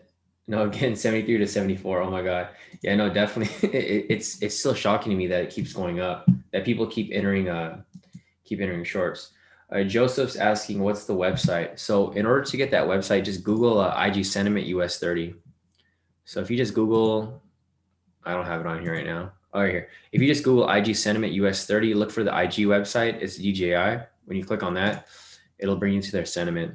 IG is one of the bigger brokers in the game. So they have a lot of retail traders. So their numbers are pretty accurate with regard to it. It's just their books, but keep in mind that they have a lot of traders that trade different assets. So they're a good starting point when determining where the sentiment is.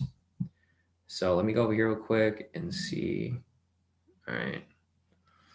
Sorry, CT. I see you sent me a couple messages that I totally missed. See if I can find you over here. Wow, look at Quinn over here. Quinn took that buy, like when I was telling those buys, he took it all the way up to that high where I marked up on mine over here.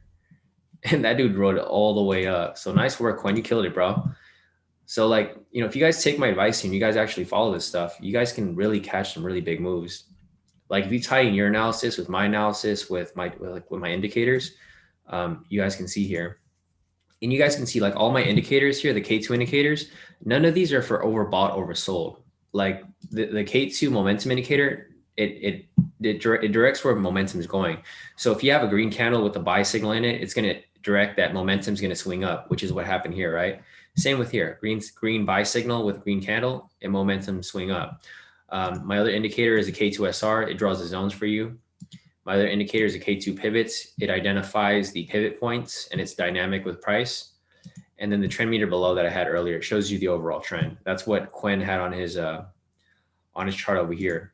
That little bar on the bottom. When it's green, that indicates that the overall trend is upwards. So I look for certain momentum moves. I don't look for rejections. I do look for rejections, but not for overbought, oversold. I look for specific rejection points.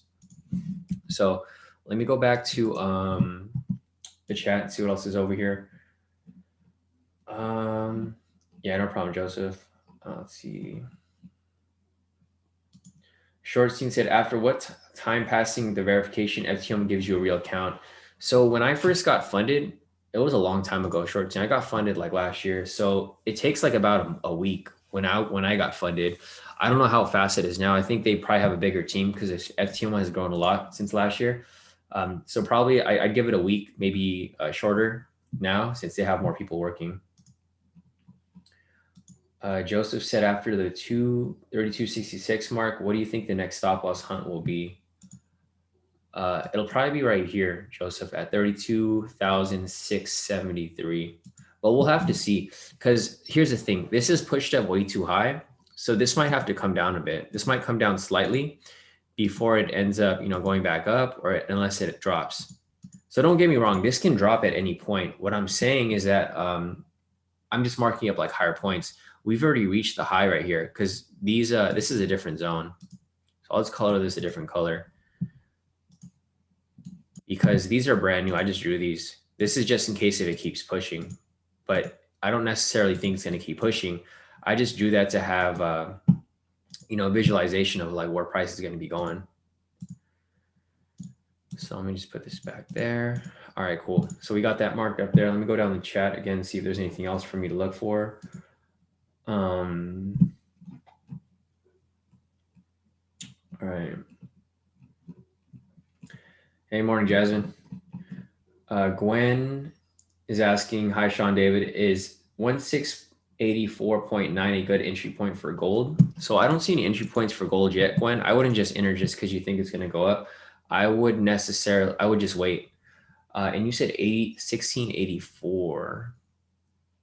So if you're already in this trade, yeah, you're good, you're fine. But I wouldn't necessarily just look for a trade right now because like we mentioned, today is Thursday. So next week is a brand new week, right? This is probably the last trading day of the week for us.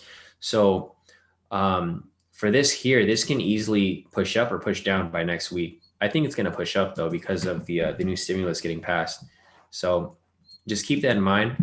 But yeah, if you entered down there, I mean, you're fine. That's a good entry point because you already made a ton of profit. But if you're looking to enter right now, it's not necessarily the best time to enter. I'd wait for a confirmation. Like I'd wait for price to break above or price to break below. And then I would follow, where the DXY is going. Because this is going to be the leading indicator to determine, which direction gold's going to be moving. Because if the dollar is weak, then gold's going to go up. If the dollar is strong, then gold's going to go down. So just keep that in mind.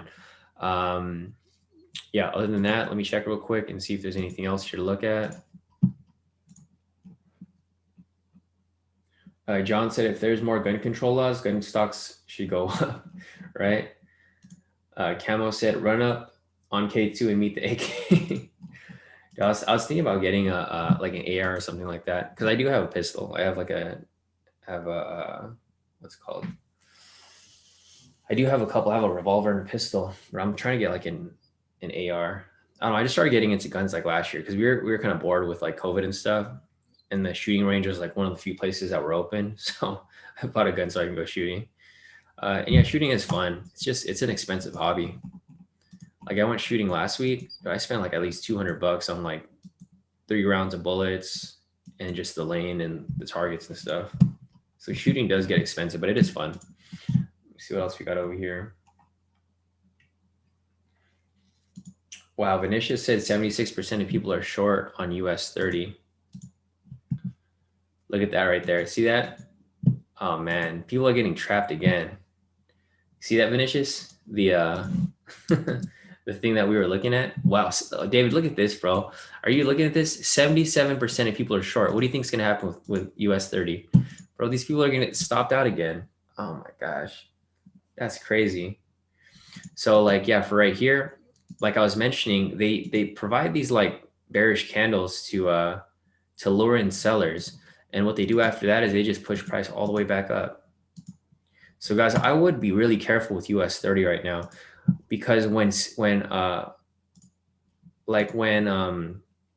sentiment goes this high, like this is really high, guys. 77% is really high. If it goes anything above 75, that's where you're going to start to see some crazy movements. You're going to see like a lot of manipulation in the market. I think for here, you're probably going to see spikes up and down pretty quickly. It's not just going to go straight up, but it's going to go back and forth because they're going to try to stop people out in both directions. Because like now people are getting smart. I think now people are starting to do what we're looking at. It's easier when it's lower because when it's like at 70%, people, it's not a no brainer, right? People are like, oh, it's probably going to come down, but now it's 77%. So people are starting to look at the market like how we're looking at it. So people are like, we've been looking at this market all week like this, but if you, people are starting to catch on.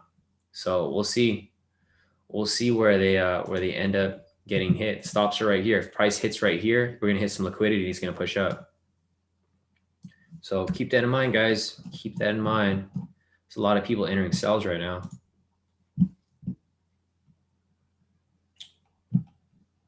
Let's see.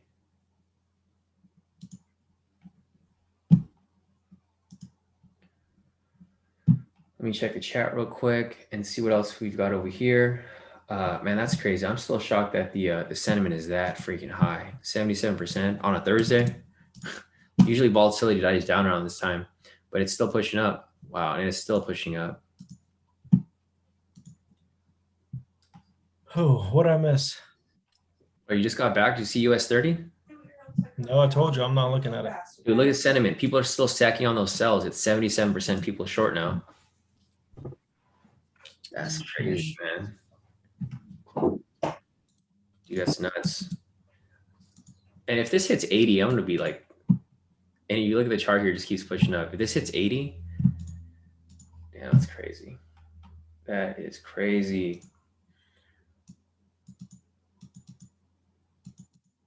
John said, I use MACD and it works well with as a confirmation tool. Yeah, no, definitely, John. I use MACD for confirmation as well, but I don't use it as a, just for an indicator to make entries. But it does work well if you're tying it with something else, not necessarily on its own. Chris mentioned, thanks a lot. You just taught me more in a few minutes than I learned since I began, almost. Yeah, definitely, Chris. Glad I could help you. So Hale said, hi, just started my FTMO account, made some good gains on US 30, and advice for FTMO challenge. Any advice? So Hale, I mean, for your FTMO, just make sure that you stay on track. Like if you have a trading plan, stay on track, don't get greedy. Your main goal is to pass that challenge. Once you pass that challenge, I mean, you're pretty much solid, because once you pass the challenge and you have a funded account, depending on how big your account is, you can make some pretty good profit just locking in like a few percent a month. You don't have to go for those big wins anymore. The main goal is just passing. So just keep that in mind. Sohail, just like follow your trading plan and don't get greedy. Just stick to your trading plan and use proper risk management all the time. Make sure you only risk about 1 to 3% max. Like 1% per trade should be fine, because you only need 10% to pass. And that 10% is only 10 trades. You can do that within a month. Vishnu said, yo, Shawn, when the index moves too much in any direction, is there a threshold before it completely halts movement of the index for the day?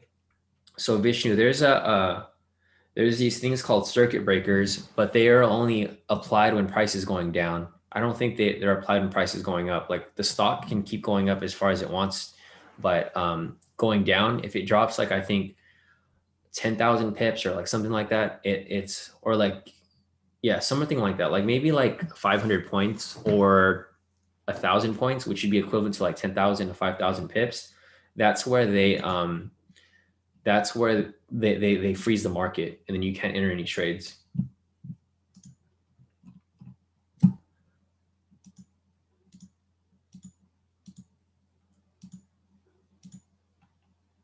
Kirsten said, hey, Shawn, USD has a buy stop. Which one are you looking at, Kirsten? Because USD is an index. I'm not sure if are you trading the DXY? There's no USD that's just like there's no pair that's called USD. The pair is called DXY if you're looking at the dollar index. So I'm not sure what you're referring to, because your question is, hey, Shawn, USD has a buy stop. I see it dropping, not going up. It is ranging and broke to the downside out of the range. Can you help? Not sure what you're referring to, Kirsten, because there's no pair that's called USD. The dollar index is DXY. So I'm not sure if you're referring to the DXY or if you're referring to something else. And I'm not sure what time frame you're looking at. Like, if you could be a little more specific, because there's a lot of different things that come in play. I don't know what you're looking at. Like, I'm not sure which currency you're looking at, and I don't know what time frame you're looking at, and I'm not sure. Like, if you can send a chart, Kirsten, that'd be better. Just send a screenshot of your chart, and then we can see what you're looking at. But I don't necessarily, I don't know what you're referring to on your question. Let me see. Yeah, because you go from USD and then on your next question, you're talking about CAD/JPY. Those are totally different pairs. So I'm not sure which one you're talking about. So just if you want to reiterate your question and just be a little more specific, like which pair you're talking about, what time frame you're talking about, what you're looking for, or send a screenshot of your trade, then I can analyze it for you. But because you said that you need help, but I'm not sure what you need help with. You said it's ranging and it broke down to the downside because there's a lot of USD pairs here. I'm not sure which one you're referring to. There's AUD USD, there's Euro USD, there's GBP USD, there's NZD USD, there's I mean, there's a lot of stuff for us. There's USD SGD, USD CHF, USD JPY. If you could be like a little more specific, I can take a look, but I'm just not sure what you're referring to. You also mentioned CAD/JPY. Let's see.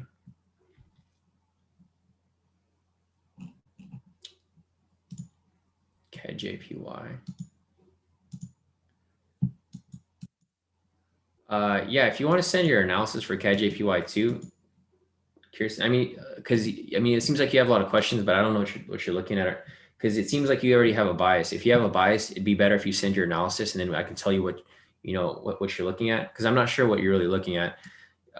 Like you said, that it looks like it's CAD/JPY is an uptrend with a 4 hour. Just because CAD/JPY, just because it pairs in an uptrend doesn't mean it's going to keep pushing up in that direction, right? That's why your analysis is important, because if you think it's going one way, like we can analyze it and we can see where it's going, but we need we need to see exactly what you're looking at, because I'm not sure what you're referring to. USD CAD is the first one. So, okay, I think that might be what you're referring to for the USD. Let me check real quick. So I have USD CAD right here. Yeah, so for USD CAD, this would be a sell if this ends up, well, I mean, the sell started from right here.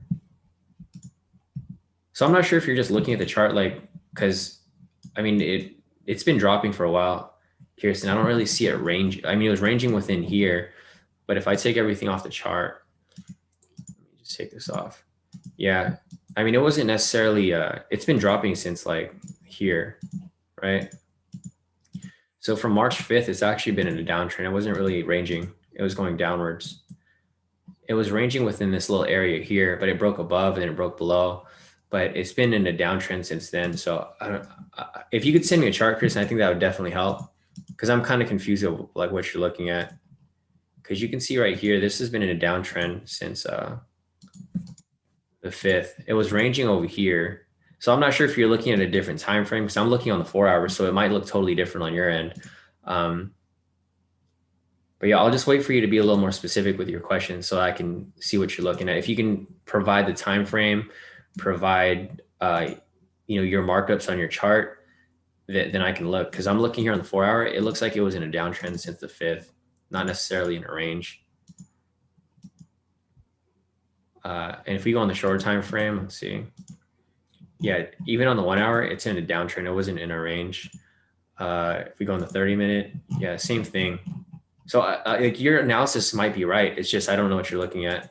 So if you could provide something, I can look at it. But anyways, let me skip yours real quick, and you can provide some details, and then I can take a look. But I'm not sure what you're necessarily looking at here for USD CAD. So yeah, it would be a sell here because it's in a downtrend. I don't see it where it's breaking out of a range. But yeah, if you can provide that, I'll go back to you. But I'm gonna go to the next questions as we continue on. So Peter said, if IG hits 80%, time to put a 50 lot buy.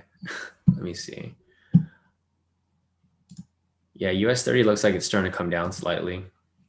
I mean, not really. It's just going sideways. It might just be, they might be luring in some more sellers. So let's go back to the IG sentiment. 77%.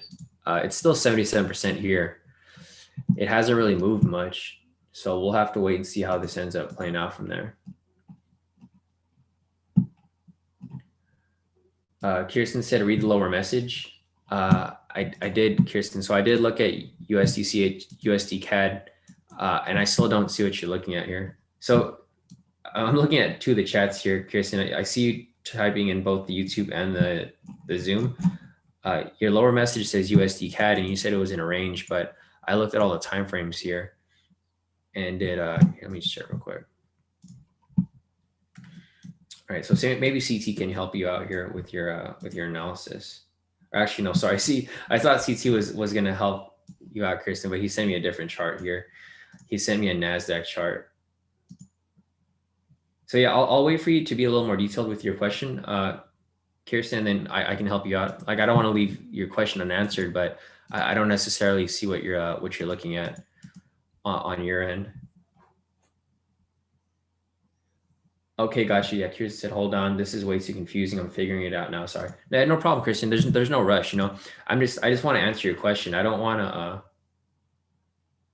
I don't want to you know, skip your question, because I know that you want me to analyze it for you, but I just don't see what you're looking at here. Because I can mark it up for you here. I'll mark it up for you now. Here, I'll just do that. Maybe that'll help you if I mark it up on the 4 hour. I'll do it from scratch, and I'll just show you what I see. But I want to make sure that it lines up with what you see, because what I'm showing you might not make sense, right? So I'm gonna turn on the K2SRs, and I will just do this from scratch. So this is how I would mark up these charts. So if you guys are brand new here, there's a naked chart. First thing I do is I turn on the K2SRs. We got that right there. Right there. Dollar index about to wipe out today's lows. Are they? I'm gonna pull it up right now. I'm just gonna finish analyzing this and then I'll pull it up. So yeah, Kirsten, so here's the markup for USD CAD. I've marked up the zones. You know, just looking at it from here, it's been in a downtrend since up here. So it went into a downtrend, and then it swung up a little bit, and then it went into another downtrend right here. So it's technically been in a downtrend since February 26th. But if you want to just mark it up from this week, right here on the 5th, it's been in a downtrend right there. Or even if you want to skip from this 5th and you just want to start from the 7th. So this was Sunday. It's actually been in a downtrend since Sunday right here. So I could see what you mean about it breaking structure, but you said it came out of a range. So I don't know what time frame you're looking at. I'm looking at it on the 4 hour time frame, but it looks like it was been in a downtrend since, you know, this area up here. And then, you know, if we turn on the momentum indicator, that's where the bias would be for a sell here. So just looking at this here, I mean, it's kind of clear if you turn everything on. We have the rejection from this point. We have the sell signal, the break and close past structure right here. Then you would take the sell. So this is my analysis for you, Kat.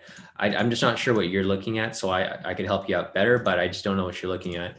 It's the same pattern that applied right here. Rejection off the structure, sell signal right here, break and close past the structure. Same pattern, right? Rejection, rejection, sell signal, break and close past structure right here. And it drops from that point. So yeah, I would take a sell there, but I'm just trying to figure out what you're looking at, because maybe this is what you see, maybe it's not. I just don't know where the range came from, because your question said, so I'm just going to reread your question. Your question said, hey, Shawn, USD had a buy stop. I see it dropping, not going up. It was ranging, broke to the downside out of the range. Can you help? I don't have I don't know where your buy stop would have been, because I don't see any buy entries over here for these. And, you know, if you've been following the our analysis all week, we've been talking about the USD, how it's been choppy. So I'm not sure where you would have taken the wherever that range was, but yeah, I mean, I'll just wait for you to figure that out, and then I'll go back to that a little later. But going back to US 30, yeah, US 30 just going sideways. So David, you said it was going to come and knock out the lows. Let me see if I can find it here. Let me see. Anyways, let me scroll up a little bit and see what everyone else is saying over here. Sure, no problem, Sohail. Glad I could help you. Purchase said, Sean, look at DAX. Sure, there has been a few buys in the last 10 minutes. So let me go to the DAX real quick. Yeah, it looks like there were a couple here, but it's just too choppy for me to want to take these trades specifically. So there were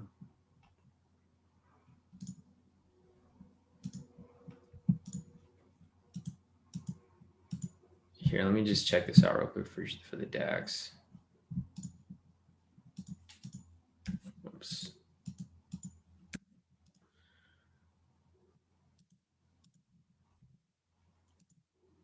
Yeah, so it's too choppy here. Purchase, why I wouldn't have taken any of these trades here, because you can see how much price is like wicking within this area. I'm just gonna draw these zones here so we can show you.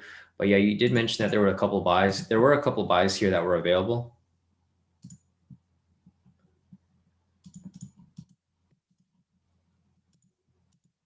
All right, so there are a couple buys here that were available.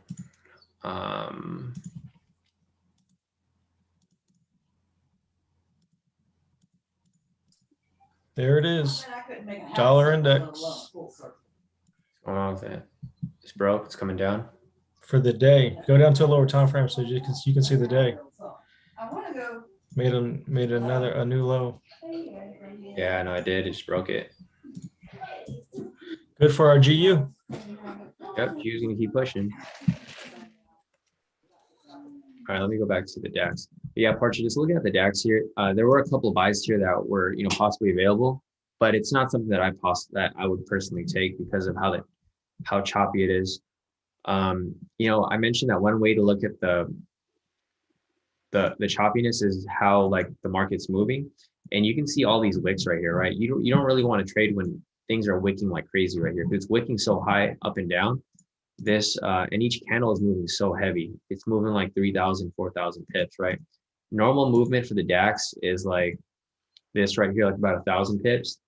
But looking at this here, these are moving like way more.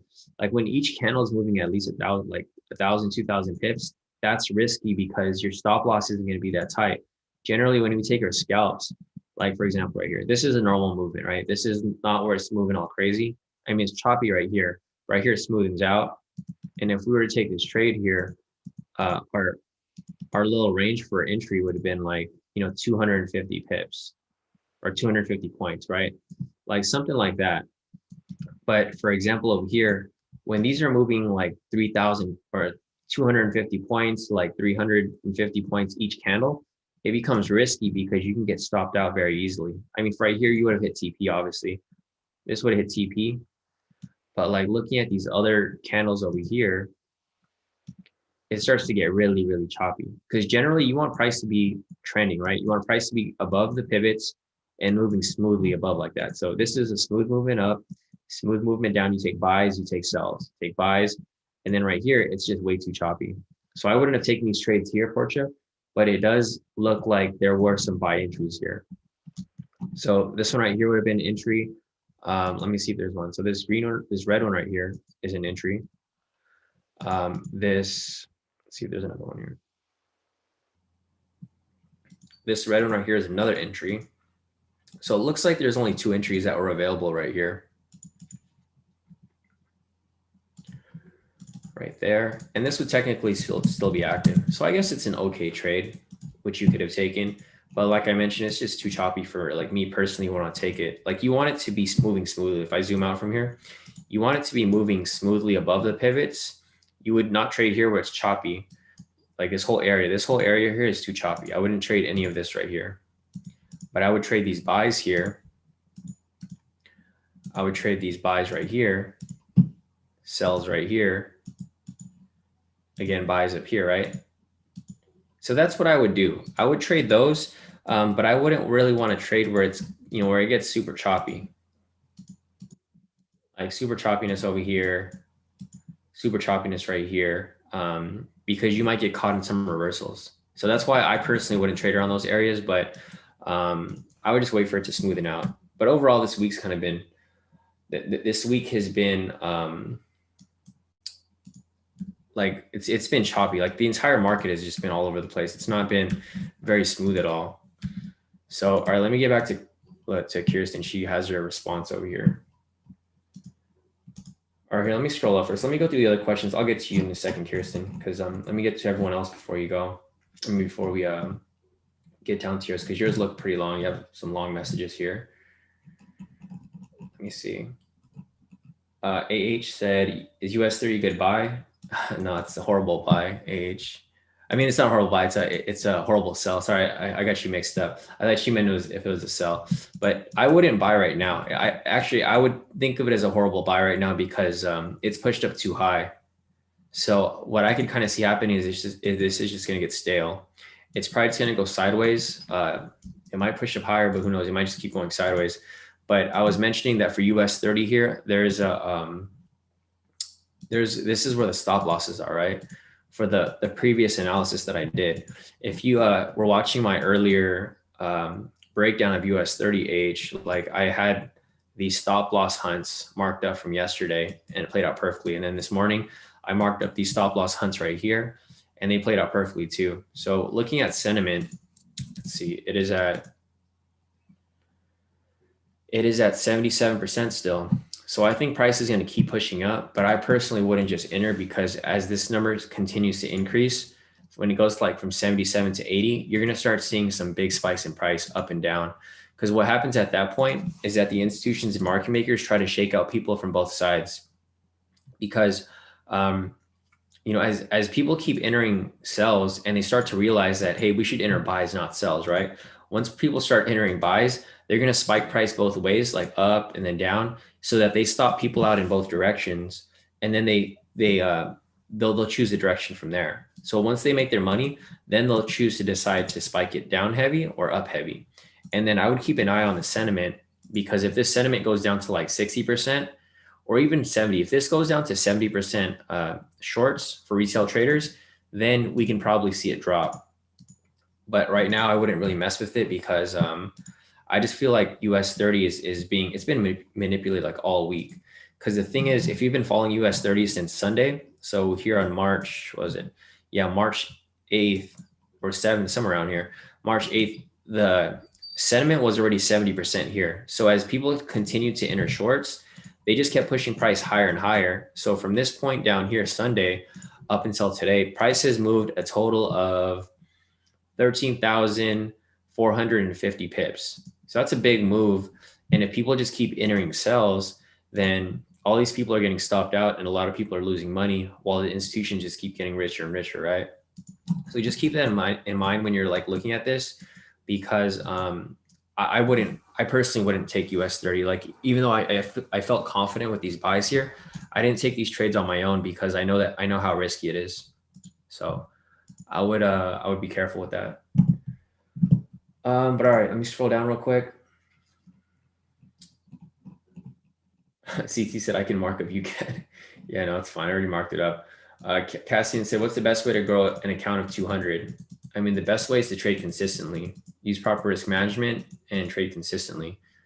If you gamble, you can lose that account in like one day.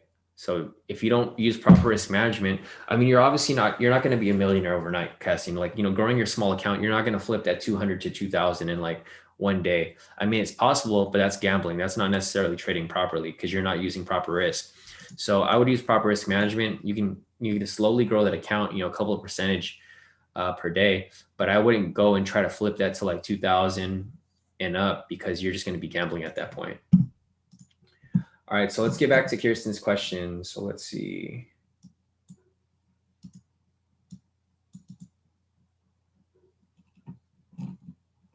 Here, so Kirsten said,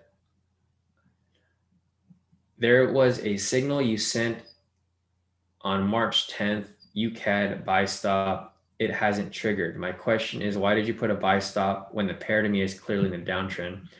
So Kirsten, you understand how the market moves, right? Just because it's in an uptrend doesn't mean that it's going to keep going up, right?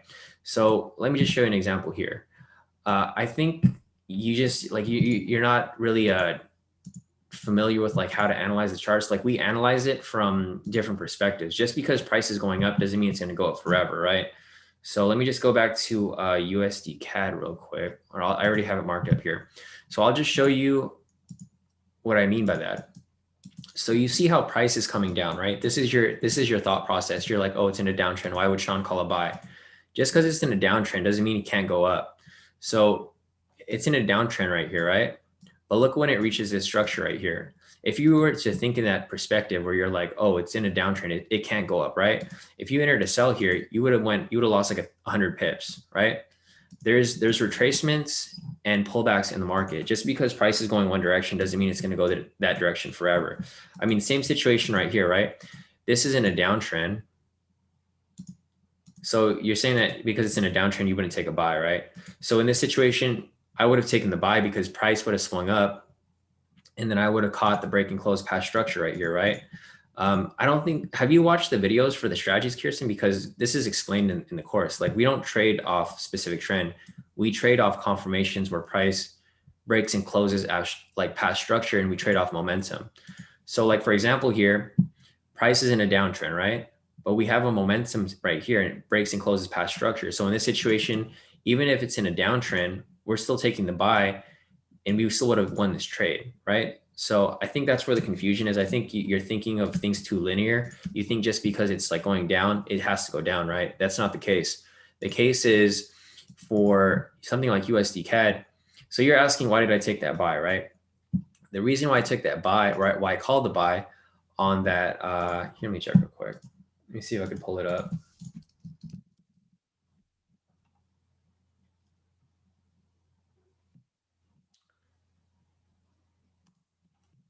Let's see. Yeah, see, so we called the buy right here. The reason why we call the buy is the same reason why we would call the buy over here. So let me see if I could pull this up over here. I think I called that other USD CAD on the 17th as well. So I actually called that same trade over here. Okay, so I called that trade earlier, and I called it this way too. So the same trade that I called right here, that I identified, I actually called this trade as well.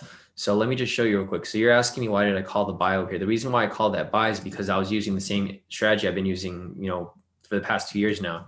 It's the same one that I've been using for every single signal that we called. The reason why we called a buy here is because we have the momentum swing upwards. So we have the rejection from here. We have a buy signal right here. It broke and closed past structure right here, but like you mentioned, it never filled because it was a buy stop. Because we waited for price to come down, and then we were waiting for it to swing back up. But the thing is, it never swung back up, right? So that's why it never filled. That's why we identified this for a buy. It's the same situation for right here. I'll pull up the so that signal is that I called right here on Tuesday. It was the buy, but it never filled, right? So the same strategy was applied over here on the 16th, right? Same buy stop right here. It's in a downtrend, but I called the buy because we're applying the strategy that I've been teaching. I'm not sure if you watched the videos yet. Maybe you should go back and rewatch the videos to understand like our thought process behind this strategy. But we're not trading the direction of the trend. That's why we don't have a trend, like we don't have the trend meter on here. We don't have anything indicating trend. We're just identifying momentum, and we're catching trades as price moves in that direction. So for example, here, we had a rejection from this point. Here, I'll just rewind it because this is the entry that we took here. So looking at this here, we have the rejection from this point. We have the buy signal here. We have the break and close past structure right here. We take the buy, right? That's it. It's the same strategy. Even though it's trending down, we take the buy here. And if you look at my signal here, that's the one that I called, right? I called the same one right here. See that entry? Same entry right here. So same situation here. We just entered this trade at that point. And just because it's in a downtrend doesn't mean it's not going to go up, which it ended up hitting full TP, right? And I have the updates right here as well. So just keep that in mind. I'm not sure if you like watch the videos. You should probably go through the course and rewatch everything to understand what we're doing here, because I feel like because you came from a different training group, you came from like Epic Trading Group or something, and they probably they taught you the wrong way of looking at things. They like taught you a linear way to only trade in the direction of the trend, but in reality, you can trade in either direction. As long as it fits your strategy, that's how it would work. But this is why we took that trade, because we're applying that specific strategy right there.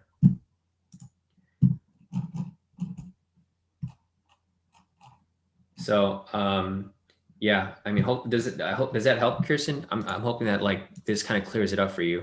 You might have to go back and rewatch the strategy videos because everything's explained in the course. So I'm not sure if you actually watch the videos to understand what we're doing here, or if you're just applying what you learned from other places. Because a lot of people in K2, they come from different trading groups, and they don't understand what we're doing here because they only trade one way, right? We're pretty versatile here. We trade off momentum.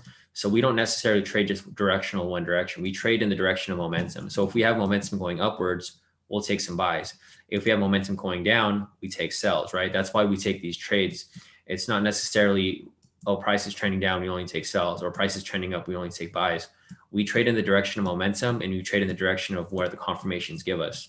So just, just keep that in mind, Kirsten. I don't know if that helped. Hopefully it did, but that's why we took that trade there. And the answer for this question is the same for your other question as well. It's because we're applying that strategy. So maybe you should go back and rewatch that video, and then that will explain to you, why we took that trade, because it seems like you don't understand the strategy that well. So let me just pull up the course real quick. And if we go over here real quick, let me see. So I'll pull up the course and I'll show you what strategy that is. This is the same strategy that I use for every signal. That's why all the signals look the same. So if you go here to the K2 SR zone trading strategy, this is the strategy that's used for all of the Forex signals. So if you go back and rewatch this video, it's not very long. You can probably sit down and watch it right now if you wanted to. This covers that same strategy that we use for all the Forex signals. So I'm not sure if you skipped over that video or you just didn't get a chance to look at it yet, but that would be the one that we're talking about here. We're not trading the direction of the trend for these strategies. So just keep that in mind. Unless you're applying a different strategy. If you're applying something different, then yeah, it would make sense. But for this specific strategy, this is the same strategy that's been used for every single signal for the past 2 years. So nothing's been different, with that. So yeah, hopefully that helps. Otherwise, we do have our mentoring session, I think next week, right? So I can go over this more detail with you. But yeah, I would just go back and rewatch the video to see if you can understand it a little better. Because I think there just might be some confusion there. Well, yeah, using this for an example, we have another entry here, right? Rejection from that point, sell signal. If this closes below the structure, then it would be a sell. So yeah, that's gonna be another entry right there. All right, anyways, let me go back to the chat, see what else we've got over here.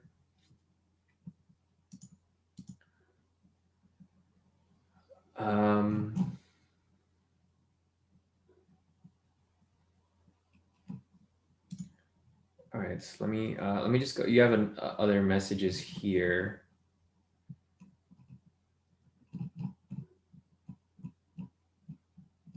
AH said, "Can you see US 30 on the 1 minute time frame?"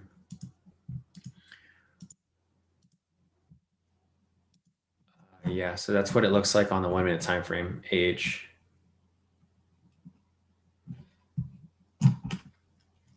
Chris said, "Do you think US 3 is reversing now?" I don't think so, Chris, not yet. The reason for that is because sentiment's still high. Still 77% of people, retail traders, are still short. So, yeah, for this right here, this shows that people are still short the market. So I don't think it's going to reverse just yet.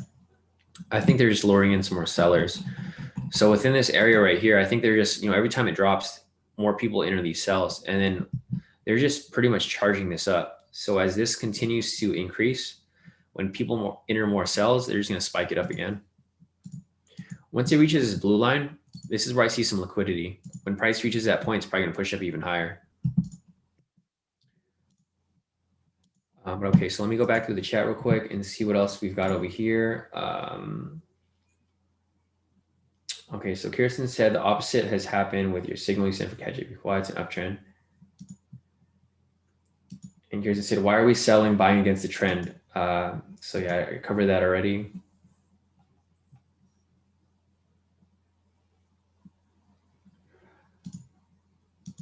Oh, gotcha. Yeah, no problem, Kirsten. Yeah, there's just some confusion there. You were probably applying something different that we were, because the thing is, if you're applying the trend strategy, that's on the 30-minute. So on the 30-minute, it's totally different. It's not, you're going for like a few pips. You're not going for the bigger moves. On the 4 hour, it's going to be moving a little heavier. So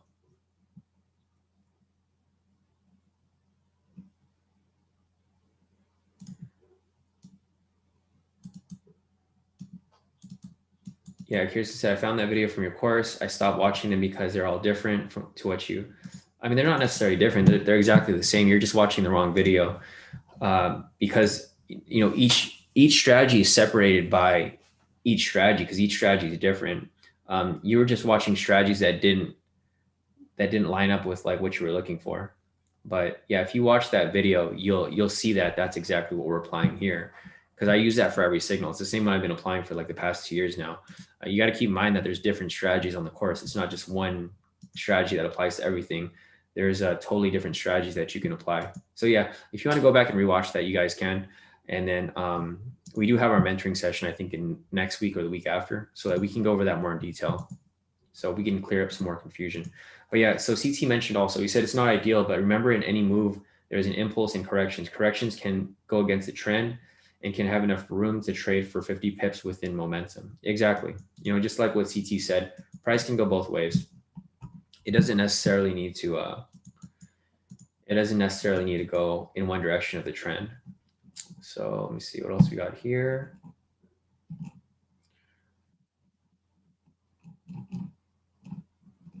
All right, Byron said, if the sentiment is at 87 for long for gold, doesn't that mean we go up?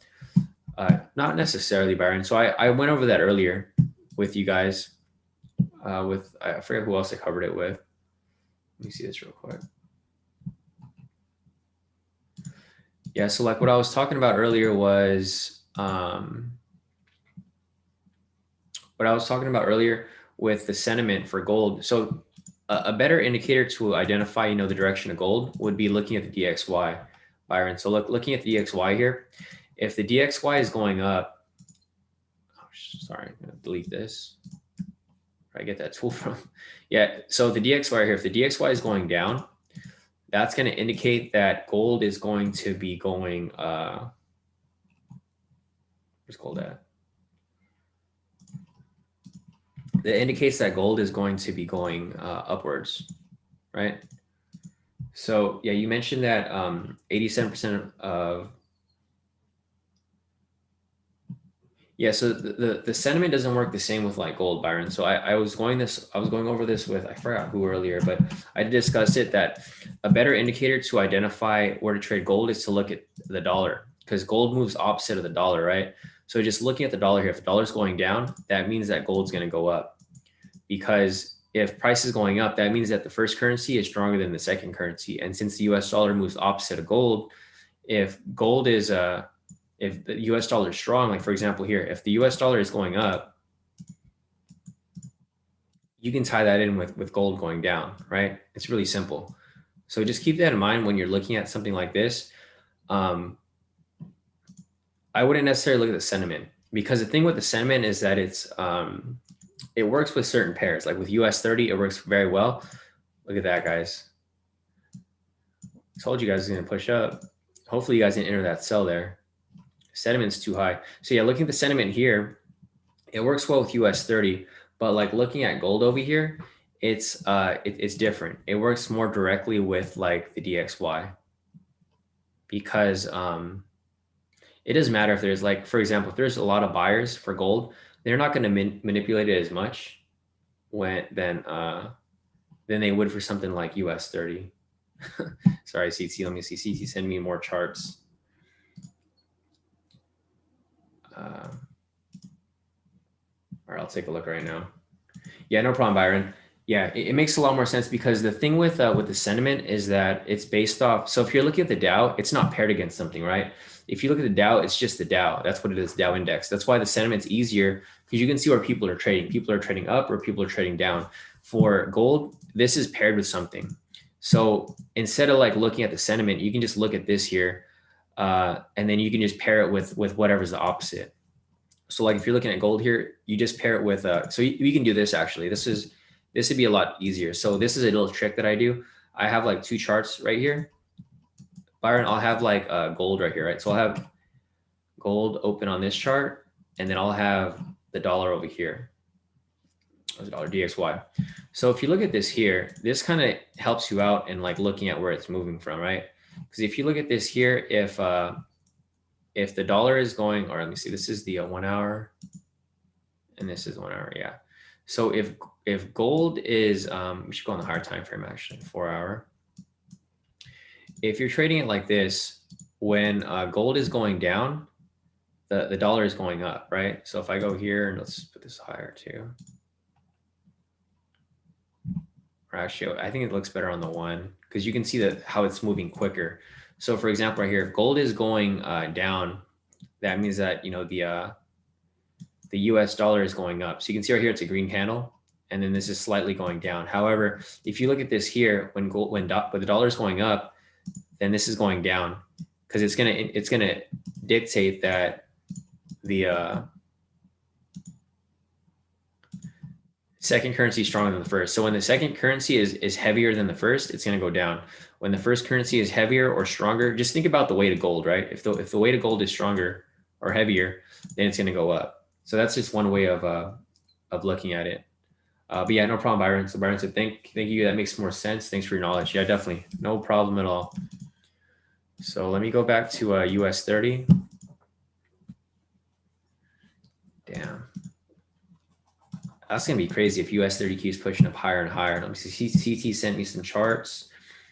So we have this right here. Yeah, CT has that pushing up if it breaks that structure right there. He's taking a scalp for a buy right there. And I could see that happening. That could be good.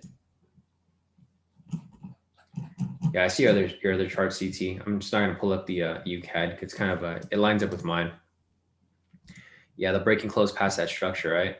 So waiting for travel through imbalance of demand zone for a long. Yeah, definitely see that. But yeah, looking at CT's chart over here, this looks perfectly fine. Looks like he's on the 8 minute. So if I go on the 8 minute, let's see. Man, I still find it funny that you guys use the 8 minute, you and Marcus. I mean, it does work, but I still just find it kind of funny because I don't trade it on there. But yeah, looking at this here on the 8 minute, this is going to line up with CT's chart over here.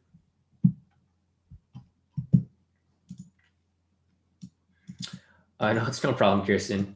Sorry for being a pain. You're not being a pain. It's all right. You're just confused, you know, and it's fine for you to have some sort of confusion, Kirsten, because you're still learning this stuff. It's still brand new to you. So there's no problem with you asking these questions. It's just I was confused because I didn't know what you were talking about. But now that I see what you're talking about, you can kind of understand, you know, my thought process behind things. But the course is it's different. So each strategy is going to be completely different. But if you're looking at the Forex pairs, my analysis is always going to be based off the K2SR strategy, which is on the 4 hour. But anyways, looking at this here on CT's chart for for US 30, looks like it's going to play out, dude. Let me see where your TP's at. TP's at 32,680. Oh, you're solid, CT. It should hit your TP. It's not that far up. Because once it hits liquidity in this area, like once it hits this blue line, it's going to push up and hit your TP right away. I'm kind of tempted to enter this with you. But it's too late. It's too late for me to enter it because you entered like way down here, I think, right? Yeah, it's all good. All right, let me check the chat real quick. David said still here, doing some moving cleaning. Definitely. So Pearson said with the zone momentum trading, generally do pairs do not retest the zone it's broken from? It does sometimes, Kirsten, not all the time, but it does sometimes. So I'll show you an example here. So you can see it retests the structure sometimes, like for example, like right here, right? Price broke the structure right here. It retested it before coming back down. And that's why sometimes if we take the sell here, it's fine because it'll retest and it'll come right back down. That's why like when it goes into drawdown, you know, we don't really worry about it too much. We just let it play out. So if I go back to something like UCAD, because we were looking at UCAD earlier, Kirsten, I'll pull it up for you. UCAD is over here. And you can see that sometimes it does break and retest. So like, let me see, I'm gonna look for an example here where that break and retest actually happened. It's kind of hard to see it on here. Let me go on a different pair. I'm gonna turn off the momentum indicator. So I'm gonna go to something cleaner. Maybe AUD.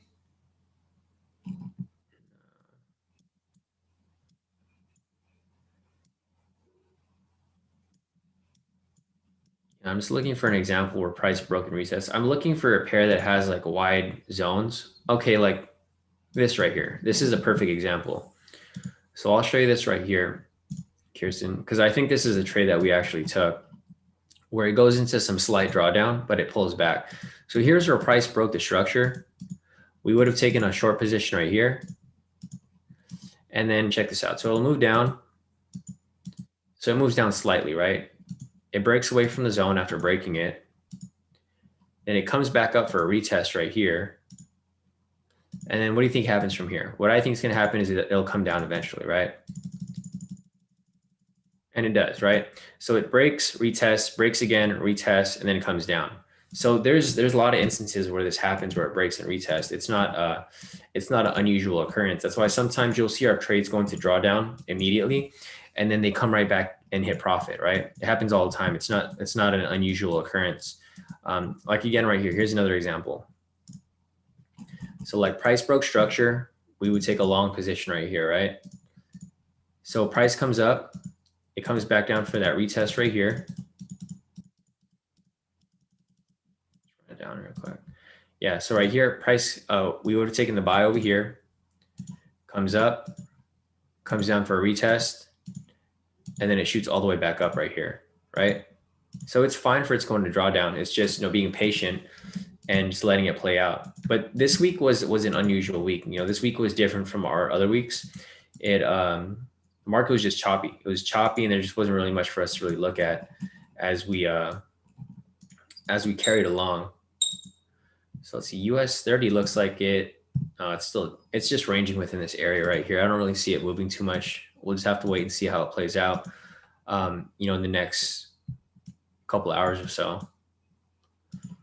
But yeah, that's pretty much it for that. Let's see. So Kirsten said, would it be better to enter a trade after the retest? No, not necessarily, Kirsten. Because it doesn't always retest. It retests sometimes, but not always. And the thing is, if you're scared of sitting in drawdown, then you're just not ready to trade yet, right? Because you're going to go into drawdown. Like as long as price is going to go in a direction, like I was going right here. If you're scared to hold a trade because of some drawdown, like literally right here, if you're to take this trade right here, and we take this trade like this, right? For an example, and it goes into drawdown and you get scared, you're not ready to trade yet. Honestly, your trade psychology is not there. And that might be your issue with trading. And it's fine if that's your issue, because that's a lot of people's issues, right? If this is your issue where you can't trust your trade, then you need to work on your trade psychology. You need to read some psychology books, something to train you to, or you need to practice your strategy and understand that it actually works. Because the reason why you're scared is because you don't know that the strategy works. Obviously, if you haven't had success in the past, it makes sense for you to be scared about taking these trades. But this is how trading is. Like if you can't stomach this drawdown, then trading might not be like your thing, because this is going to happen all the time. It's never going to be a straight shooter, because you're waiting for it to come and retest, right? So for example, right here, if you were to catch this right here where it broke structure, it never retested. So if you waited for this here, you would have missed the entire trade. So you're here sitting on your hands waiting for it to retest, and you're like, all right, it's gonna retest, right? You're in your mind, you're like, all right, it's gonna retest. I'll enter it when it comes back. If that becomes the case, you would have missed the entire move because you're waiting for that retest. I think your main problem is gonna be trade psychology. You have to work on your trade psychology, because if you don't get that down, you're never gonna get trading down. Honestly, trading is mostly psychological. It's like 20% strategy, 80% psychological. You have to understand.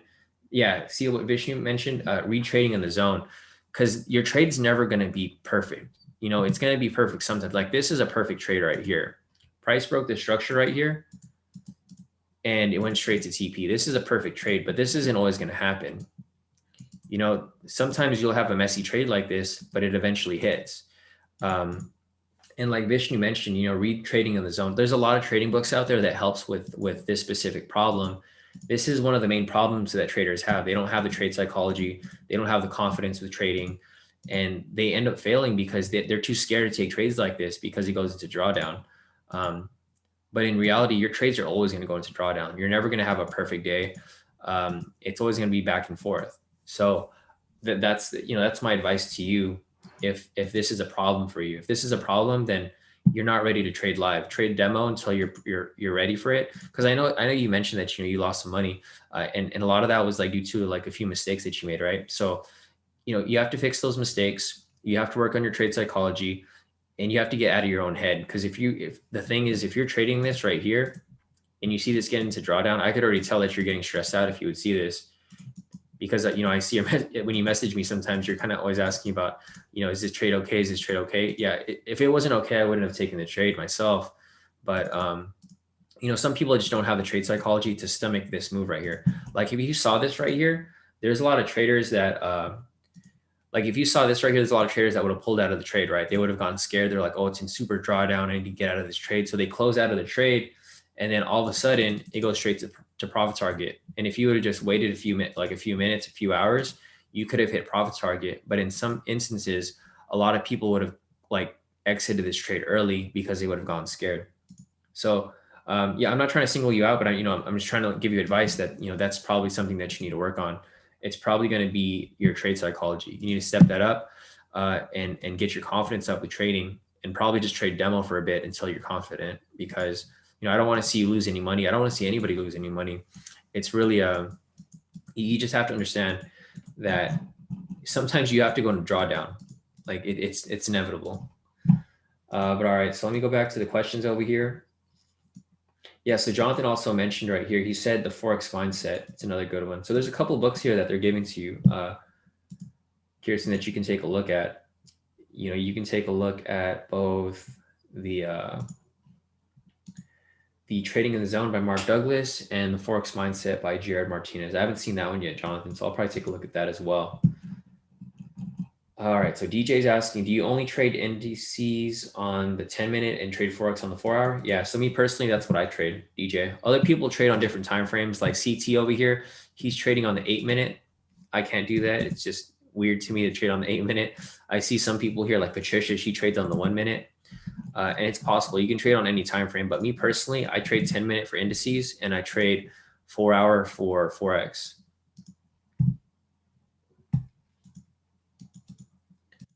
Yeah, exactly. See, like what Vishnu said here, markets will test and test and test and test us to the freaking core. Yeah, exactly. And that's why you need your trade psychology to be on point. Because if your trade psychology is not there, you're gonna go insane. Like you're literally gonna go crazy. Like because you're not gonna be confident with your trading, and you're just gonna keep losing and losing, and it's gonna keep eating away at you. So I think main goal for you is probably just work on trade psychology and build your confidence with trading before you go back into like another live account.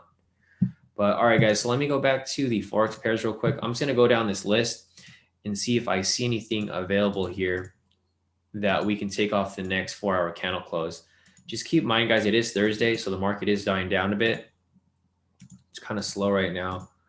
I don't know if we're really going to find many entries available on THF. JPY, it's our JPY position is currently in profit, and it's pushing up higher as we speak. I don't think I've moved my stop loss in profit yet, so I'm probably going to move it in profit soon. Yeah, I'm not even following my own exit strategy, right? Because I've just been too busy with these live sessions. Like I've literally had live sessions. Let me check my calendar again. Oh man, okay. So I have another live session today. And then, guys, I have an interview today at 8 o'clock. I don't know if they're going to send out the link, but I have an interview with like this other trading company. If anybody wants to sit in, I'll probably give you guys a link if I do get it. But it's this other trading company that I ran into when I first started K2. He started like a podcast trade show. So like we'll be discussing stuff. But if I get a link, I'll share it with you guys if you guys want to sit in on it. I don't know what we're going to talk about. I'm pretty sure he's just going to ask about my my trading journey and stuff like that. But yeah, once we get the replay, I'll share it with you guys and we'll see, what we cover in there. So looking at these Forex pairs here, I don't really see much available. Maybe this EU. It's a small move. It's not really worth the risk. This GA here would have been okay. Sorry, let me pull this back up. Nothing there. Close this off.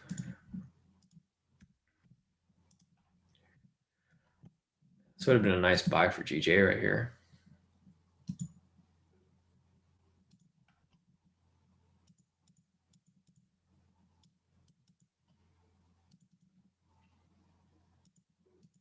Yeah, that would have been a nice buy for GJ, 80 pips, 100 pips, I guess. Yeah, I'm not sure why I didn't call this trade. I know I was looking at it, had it marked up earlier this week. GN, nothing there. GU is still running right now. Wow, GU is like in a zone now. So it's actually within a big zone right here. So yeah, Jen, so I saw your message. I'm still in GU. I haven't moved my stop loss yet. When it reaches TP2, I'll move my stop loss and profit. But it's now currently within a zone.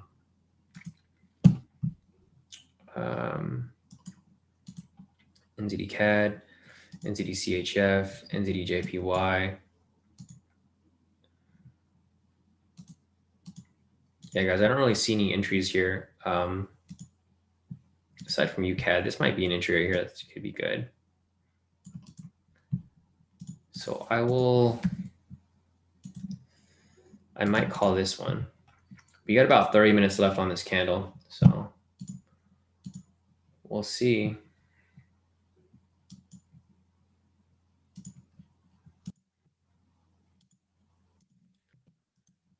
All right, so nothing there for USD CAD. So guys, I'm not looking at the Zoom. So if you guys do have questions, make sure to put them in the YouTube, because I'm not really looking at the Zoom. I'm looking at my Telegram when I get a few messages here, but I'm not necessarily just focusing on this here. So let's see. Sid's asking what are the abbreviations for GBP. GBP equals BXY. AUD equals AXY.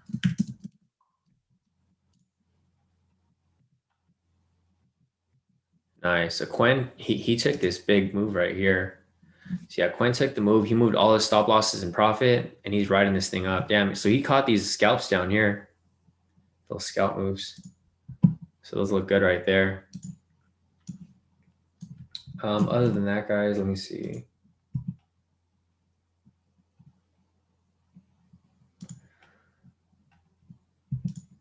Hey, Ken, let me see yours real quick. So Ken said, I've got extra zone 3 valid entry on mine. I just missed him. How is that? Am I seeing it wrong? Let me go back to Jack's real quick. Sorry, Ken. I just saw your messages right now. I might have missed them.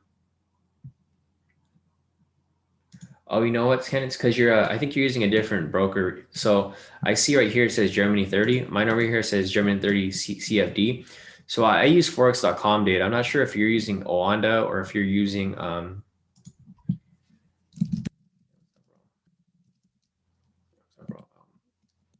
think your broker data is different. So our zones look different using Forex.com data.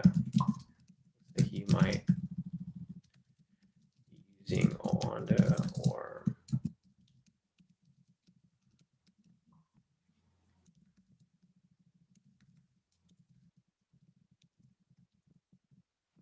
yeah, your charts actually look a lot cleaner, Ken.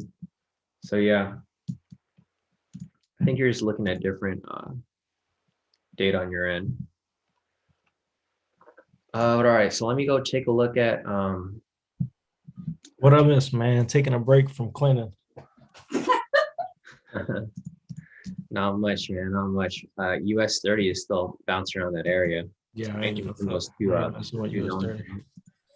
other than that, man, I'm thinking to call this USD CAD. You think USD is gonna keep being weak, David? What did I tell you about CAD yesterday? Yeah, it's playing out. Might as well just call that now so we don't lag. Let me good. You do your thing and I'm gonna look at it on mine. Yeah, I'll just call the signal right now. Call it early. Or actually, I'll wait for you to analyze yours and we'll call it. Would you use Forex.com, right?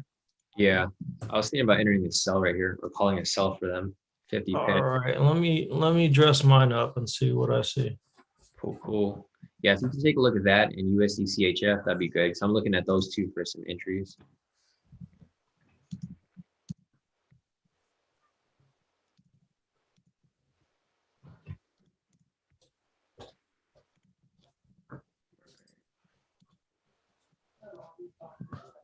All right, I have a couple questions here. Let's see.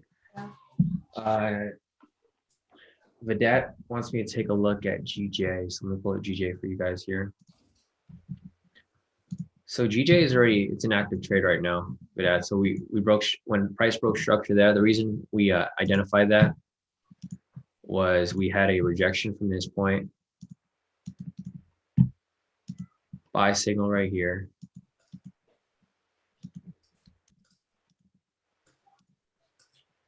A rejection from this point right here.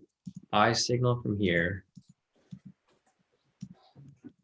And then we had the break and close path structure right here. Vidat. So that's basically what I see here for GJ. And yeah, I'm just anticipating it to push up to this full TP above here for about 100 pips. So this would be the full move for this pair. So technically the buy entry is still valid right now. Let me see if there's any other zones here. There's no other zones. So there's nothing above it stopping it from moving. So this is what I see for GJ right here. I think it's going to keep pushing up further and further, at least to this full TP right here, which is going to be set at 151.733. All right, let me see if there's anything else over here. John's asking, hi, I only when TP is reached, then we're doing a stop loss for GU. I mean, it's really up to you, John. Is this you, Stephen? I'm wondering if it's you. But yeah, John or Stephen, whoever you are, but for GU over here, like generally I would move my stop loss and profit at TP1, but since I'm here on the live session with you guys, I wasn't able to follow along with it. You can move it now if you want to TP1, your stop loss, or you can just wait for it to hit TP2. It's really up to you. It's up to preference. If you're following the exit strategy, then you're supposed to move your you're supposed to move it to TP1, and you probably would have gotten kicked out in profit already. But if you wanted to just let it run, I mean, it's really up to you what exit strategy you want to use, right? That's why we have options. You can either let it run, you can move your stop loss to TP1, you can wait for it to hit TP2. It's really up to you. But if you look on the website, there's like 3 different exit strategies that you can use. You just have to find one that fits your trading profile, right? I don't know what your risk tolerance is. I don't know how you trade. Do you like letting trades run? Do you like moving your stop loss and profit? You got to figure out what works for you, and then you can apply which one you like. Remember with me? Yeah, you wanna go? Yeah, I think that's you. So that's you, Steven, right? You're John Doe. Because I sent you the way that I traded, right? I've always sent you. I've sent it to you a couple times. Let me see if I could show you here again. I can just search it. If you want to trade, see if you want to trade exactly how I do. Where did I put it here? If you want to trade exactly how I do. Okay, here. So if you want to trade exactly how I do, I run 2 positions here, right, Steven? I've sent this to you a couple of times already, so I'm not sure if you looked at it or if you just like ignored it. But I mentioned that I take 2 positions. I have one position where I move my stop loss, and I have one position where I let it run to full TP. That's why I'm able to go for the full TP. Because generally what I do is I have 2 positions running. I have one position when it hits TP1, I'll move my stop loss to TP1. That's how you got stopped out in profit, right? And that's how I maximize my my risk management. So I've sent you this before. I'm not sure if you, yeah, you said I saw it, but my trade, yeah, exactly. Well, I explained it to you already. Yeah, exactly. So yeah, if you've seen me send it to you before, I mean, you know exactly how I trade. I enter 2 positions. I have one position where I move my stop loss, and I have one where I let it run to full TP.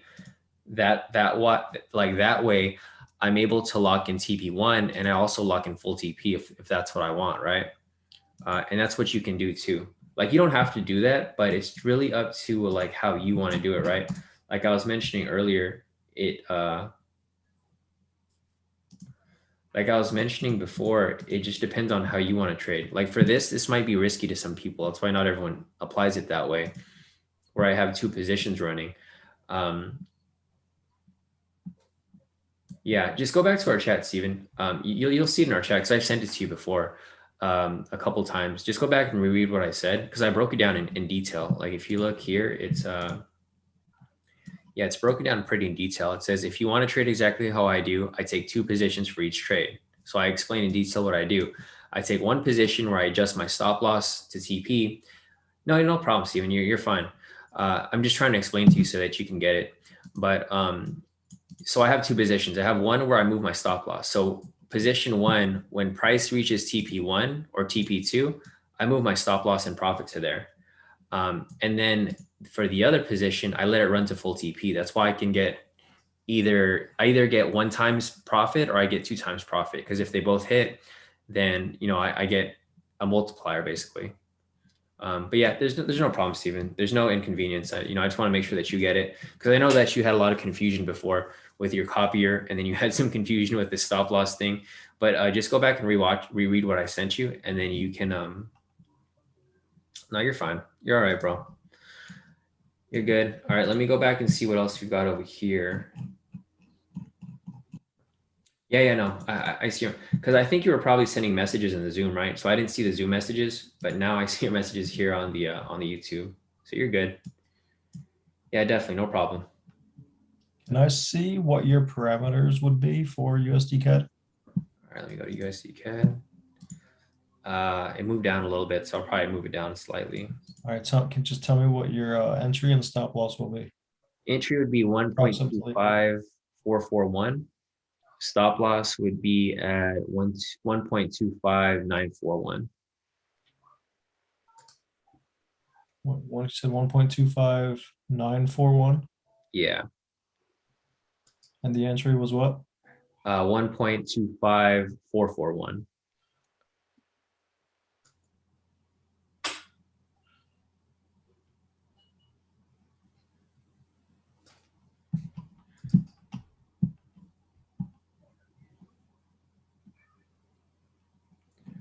CT said, I think there's a 50 pip in UCAD, but looking for a buy lower.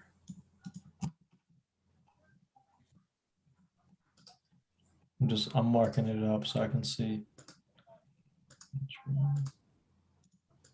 What size is how big is that stop loss right there? 50 pips. Okay. Yeah, I'm not going for a big move because today is, it's Thursday. It's probably gonna die down. I don't want to get caught. I just want to Wait, see. is there news right now?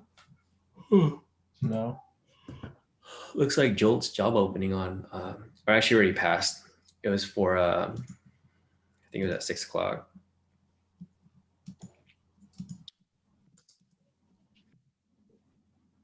I don't know. So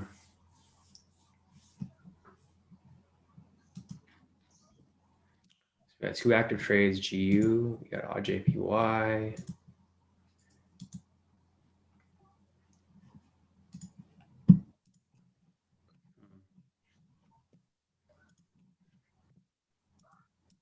I'm trying to see if it could be beneficial to use a sell limit.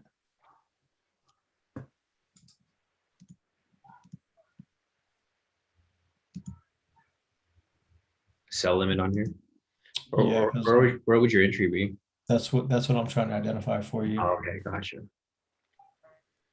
Yeah, because like this is a big bearish candle. I feel like it should retrace up a little bit. Some, right, exactly.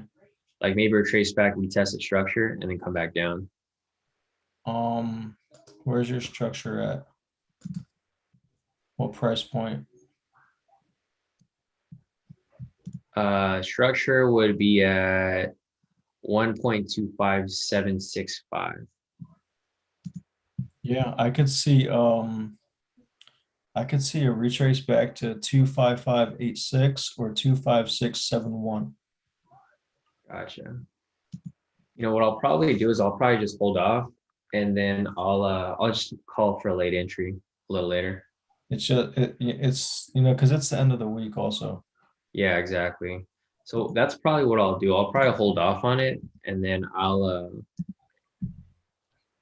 I'll hold off. If from the 4 hour, right? If you go down to the 15-minute. Yeah.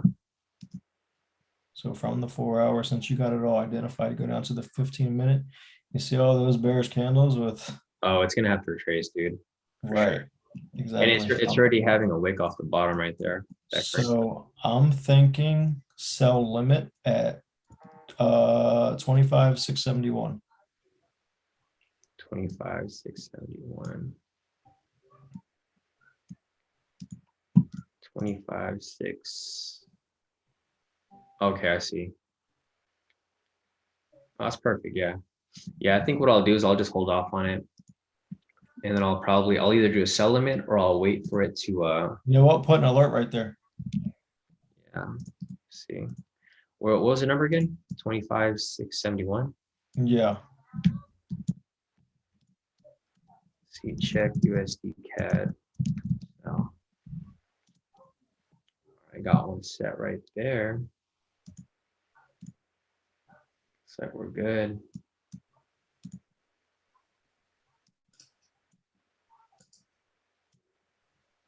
That's about 20 pips from current price. I like that.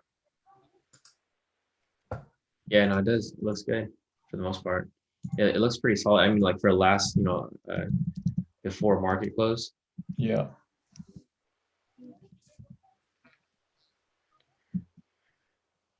Yes, we'll see how it plays out.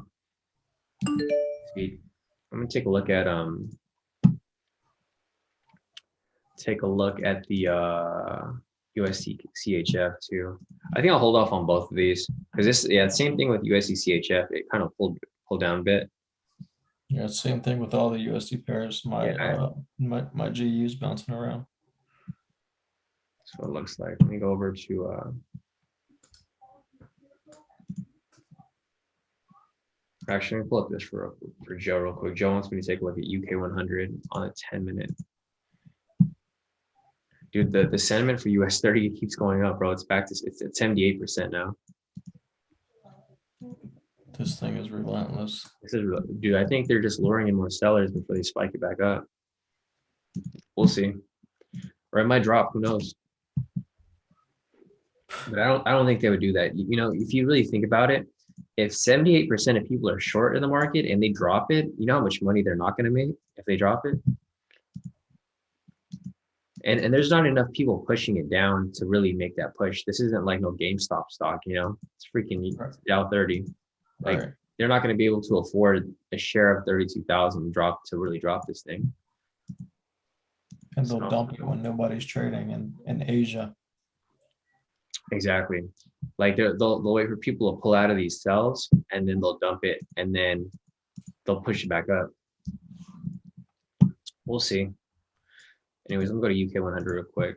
So Joe, yeah, I don't know if Joe, if you're still on this live, but let me see. I'm just gonna message you on here. Is there a sell? There is, but I wouldn't take it because price is choppy right now.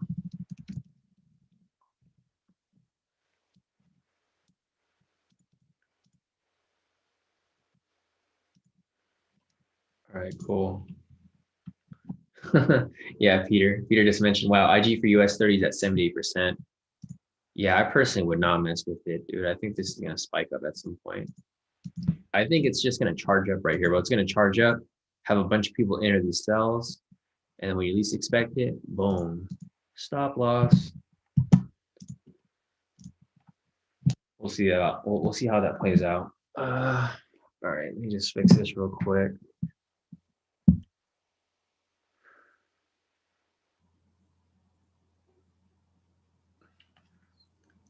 Dude, it's funny whenever I see posts like this. I don't know if I can pull this up. I can't. I was gonna pull up on my phone. It's like these scammers on IG. They're like, we do account management. I trade ones using your account. I double your account from then you trade by yourself. Offer valid until month 10. It's freaking scammers. You've seen those? Yeah, these dudes message me all the time. It's like, bro, you know you're trading, you're messaging a trading page, right? All right, let's see. Damn, I lost my train of thought. What was I even looking at? Oh yeah, sorry, my bad. I need to get this going real quick. What time is it? Damn, 9:48. I feel like the days have been slower since we haven't really been scalping as much. Yeah, man, definitely. Because like generally it's like we look at the clock and it's like, dude, it's already like 10. Today it's like, look at the clock and like, dude, it's only 8. I just can't believe this week. Yeah, this week was so boring. It's probably the most boring week we've had in a long time. I'm glad everyone else made some profit though. As long as people are making profit, that's all that really matters. Even if it's not us. Well, I mean, you locked in profit too, didn't you, David? Yeah, I'm doing well. Yeah, you did well this week. I just had a flat week for the most part. I mean, I did make profit, but it wasn't like anything. It wasn't really anything to boast about. It's kind of a couple $100. Actually, a couple $1,000, not that much. I've actually caught some pretty big moves. Oh yeah, because you were trading on the you're trading GU and I caught 300 pips combined on GU. yeah.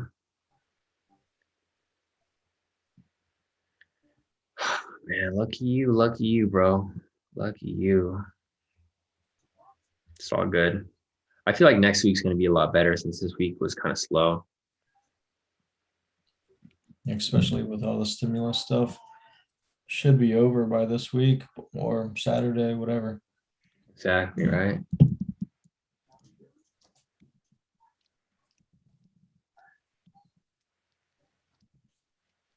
Yeah, everything's flat, man.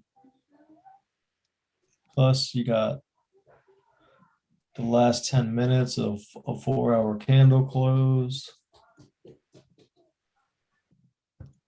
Yeah, Marcus just saying his profits. You see what Marcus did today with his 1 and 8 minute charts. Nice work, bro. Yeah, this dude is over here scalping SPX. He said killing SPX with the buy limited. So he's been taking those buys when we were like calling those little buys, but he was doing it on the SPX. So this dude was locking in $42 for the day. It's not bad. So guys, you guys can see here, like not everyone here is locking like $1,000 each. You can trade with a small account and still lock in some solid profit. Mark's been killing. He's been doing that same strategy over and over again. Yeah, every day, that guy. The 1 minute zones with the 1 minute zones with the 8 minute entries. Here's CT's chart. CT. Oh yeah, he does have a sell for that too. A little retracement. Damn, CT's over here trading on the 3 minute. CT's like he's living on the wild side, bro. He's always trading on these shorter time frames now. The 8 minute. He's trading like all these random time frames, but they're hidden. 3 minute right here for UCAD break and close past structure. If you took that sell right there, nice entry. So nice work off that CT. Yeah, Marcus doing some good work there. I'll just save his over here real quick. Yeah, super on point.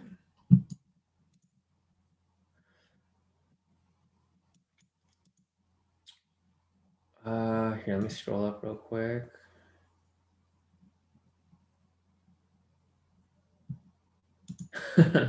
Yeah, no, Marcus, I just seen you right now. Marcus said, "You still live, bro?" I was thinking about thinking he was done. I was about to send you something. Yeah, so nice work, Marcus. You pretty much smashed those S&P sells or S&P buys actually. Pretty on point with that 1 and 8 strategy. Harris is asking if I shorted UCAD. So I haven't shorted UCAD yet, Harris. I'm thinking about it. So I'm thinking about entering this short right here, but I'm going to wait for it to close. So this candle closes in about 7 minutes. I'm going to let it close, and then I'm going to take a look maybe an hour from now, maybe after the swap spread, because we think this is going to retrace up a little bit up to there, and then we'll just re-enter as it comes back down. So we haven't shorted it yet, Harris, but I'll probably call it in the premium group in an hour or so. The producer's asking, have you looked at Odd USD? So we looked at it earlier right here. So I wouldn't take the trade yet for Odd USD. It's just it's in an area of consolidation basically. I would wait for it to close above here before I take that trade.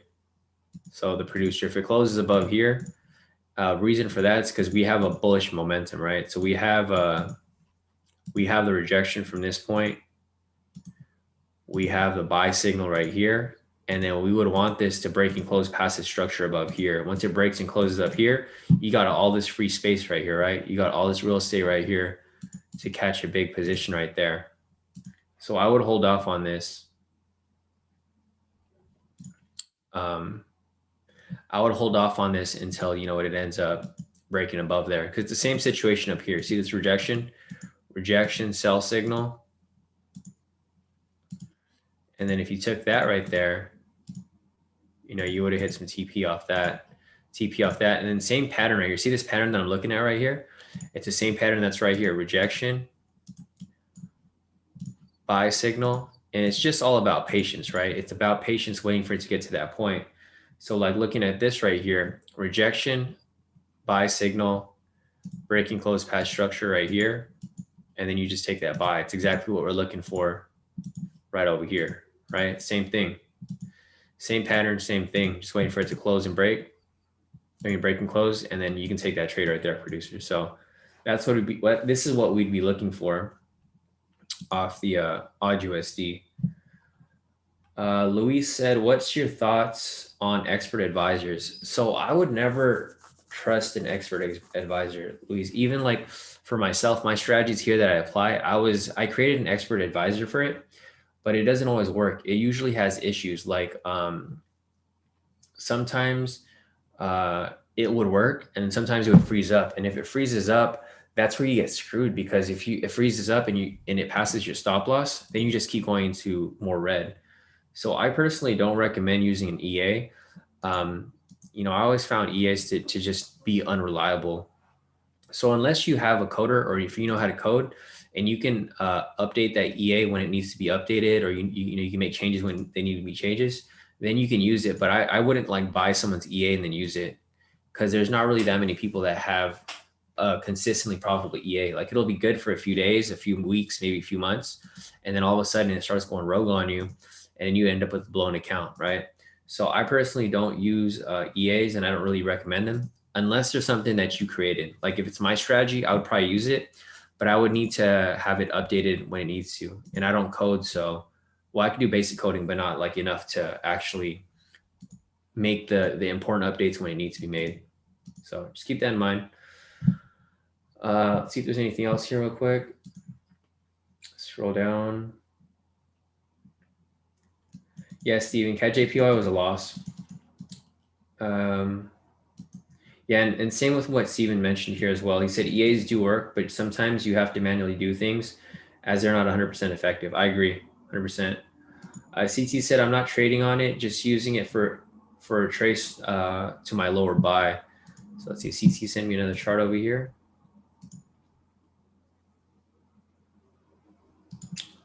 So looking at CT over here, looks like, damn, okay. Okay, CT, thanks for sharing those NASDAQ trades. Yeah, no, CT, he locked in some nice profit off this NASDAQ. I'm just kidding. He did send these trades. So he sent them over here. Let's see. Where is the NASDAQ trades he took? I know you sent me the charts earlier. Oh, right here. So he took this buy right here. NASDAQ 100. There's his profits. So that's some great work, CT. You know, I'm glad someone in K, I'm glad that people in K2 are, Venda, I already looked at GJ the last time you asked for it. Did you miss my analysis? Because I just saw your question. I analyzed it earlier for you. If you want to replay it, you can. I just rewind the replay. But I did look at GJ a little while ago. I'll look at it later if I'm done with these questions, if I have time. But I'm probably going to log off soon. So yeah, nice work off that CT, off that profit. But let me just go down here real quick and see these other ones. When I hop in a buy, it sells. Yeah, Jay said, LOL, when I hop in the buy, it sells on US 30. Yeah, that's why I'm not really messing with US 30, guys, because like I mentioned, it's dropping right now, but we don't know how long it's going to drop for. The reason for that is because the sentiment is so high. Oh my gosh, 80% sentiment for this. Dude, that's crazy. Yeah, that's what Camel said. Camel said US 30 sellers finally getting some joy. Yeah, they're giving them a little gimme. Like I always call these I call these gimmies. Steven said, when we open a second trade for full TP, do we label TP? No, we don't change labels at all. Sorry, I'm calling you John Doe. We don't change labels at all, Steven. We just, if your TP is there, you just leave it there. You don't really mess with it. You just leave it there. You don't have to relabel anything. I mean, you can if you want, but it just wouldn't make any sense because like there's no need for you to really label it like that. But if it helps you, you can use it. But I personally don't do that. It's just too much work for something that's kind of relevant.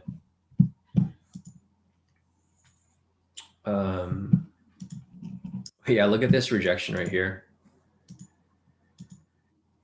And if this ends up spiking up, that's crazy. But I could see it spiking up though. The sentiment is just too high. Look at the sentiment, 80%. Like, just think of it from this perspective, guys. If they push price down, the institutions aren't going to make money. They're not just going to give these retail traders some money, but they have to give them a gimme. Like, they have to give them some hope so that they keep entering these sells, right? Because the only way that the institutions and market makers will make money is if they have a huge volume of people here. Think of this as like a million traders, right? A million traders here, and they're all taking like a 0.01 standard lot or 0.01 micro lot. Even that, like, you think about it, and their stop loss is like 100 pips, right? So you think about $100 times a million people. So that's freaking, like, the institutions, while people are making $100 trading US 30, these institutions are making, like, how much is this? 1, 2, 3, 1, 2, 3. Yeah, they're making 10 million. So they're making 10 million hand over fist while you're making $100 off this with this little scalp right here, right? With this little sell. So you guys got to think of it from that perspective, right? There's a bigger picture to this. And look at this bullish move right here. Looks like you spoke too soon, Camo. Looks like their joy is running out as we speak.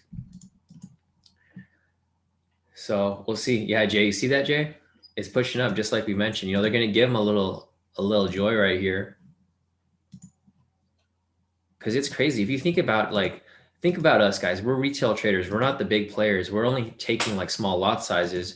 But if your stop loss is like right here, say your stop loss is like right here, right? Like 1,000 pips. Say your stop loss is like, for example, think about people right here. If this is a 3,000 pip move, it's just bouncing. Like, they're just trying to trick people. They trick people so they enter these sells and then they spike it back up. Like, don't fall for that Ponzi scheme like Jay's mentioning over here, right? Jay's like, holy crap, what a Ponzi. They're just pumping it.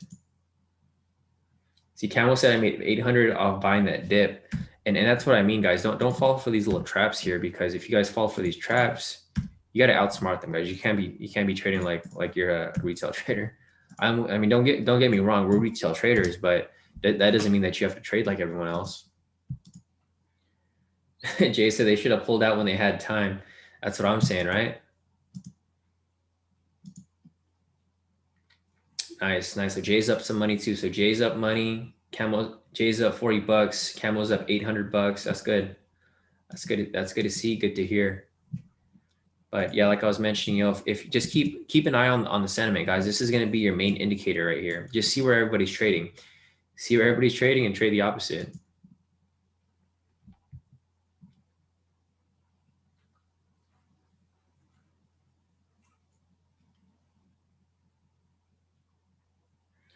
Yeah, Steven, you just apply the same strategy as it moves up higher.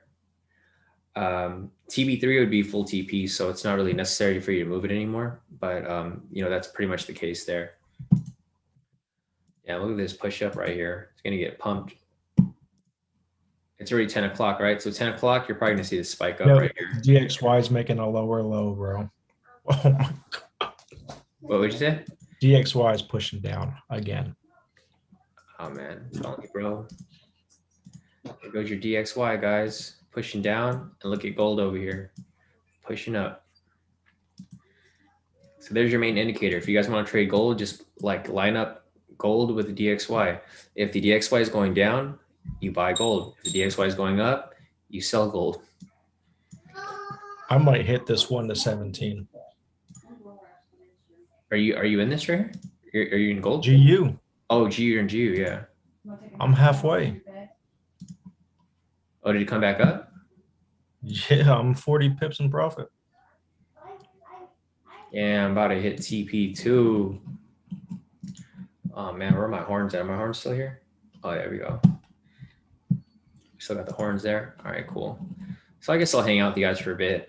We'll see what's going on here. And then I'll call it a day. Yeah, definitely, Jay. So we'll see you later, Jay. So Jay's about to sign off, made his money, and now he's out. Oh man, look at Dijon. Dijon says contemplating taking that sell signal on US 30, but it looks risky. Don't do it, Dijon. Don't do it, or else you're gonna see or else you're gonna get one of these. Where's the thing at? Oh man, I can't find it. Add another horn for you, Dijon. I don't know if you're still on here, but yeah, if you end up taking that that sell, you're probably gonna get one of these from me. Unfortunately, there we go. That's with that buy right there. It's pushing up higher. I'm just curious to see what happens when it reaches this point, because I think once it reaches the blue line, it's gonna skyrocket even higher.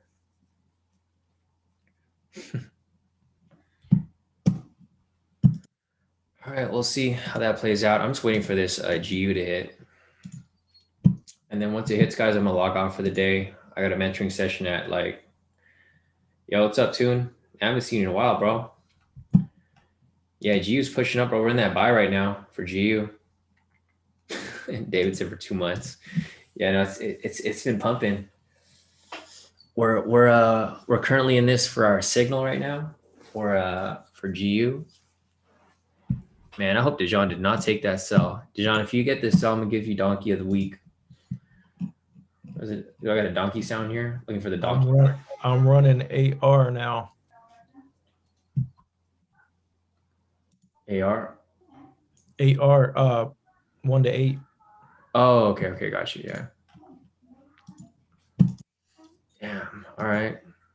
Oh man, look at Dijon. He said, "I did laugh my ass off. Lost a good 35." Poor Dijon. I told Dijon to take that sell, bro. Why didn't Dijon buy gold? I mean, not gold. Why didn't Dijon buy oil? Did you hear that, Dijon? Why don't you buy that oil? He should have. Cat is strong. Oh, I don't think you were around back then. Yeah, David, it's funny. It's funny that you mentioned oil because Dijon was messing with oil a long time ago. No, I was around. Oh, you were around when he he used to. That's all he used to talk about. Yeah, that's all he talked about every day. Oil. I'm gonna buy oil. I'm gonna buy oil. And then oil comes crashing down. Damn, that was crazy when oil crashed. I was like, I remember we were all hyped in the group, and Dijon was making money off that until it. I just saw his message in the Zoom. All right, man, where's you at? Come on, we need this hit TP already so I can log off. All right, so US 30 right here. It's still pushing up, guys. Just keep in mind, this is a key zone right here, or the key price point. When it reaches this area, it's an area of liquidity where people's stop losses are probably like just sitting. They're just sitting around this area. So when price reaches that point, it's probably going to push up pretty heavy. So just looking at the sentiment. Oh, look at these people that got kicked out of the trade. It went from 80 to 78%. People got stopped out or they pulled out. So we'll see.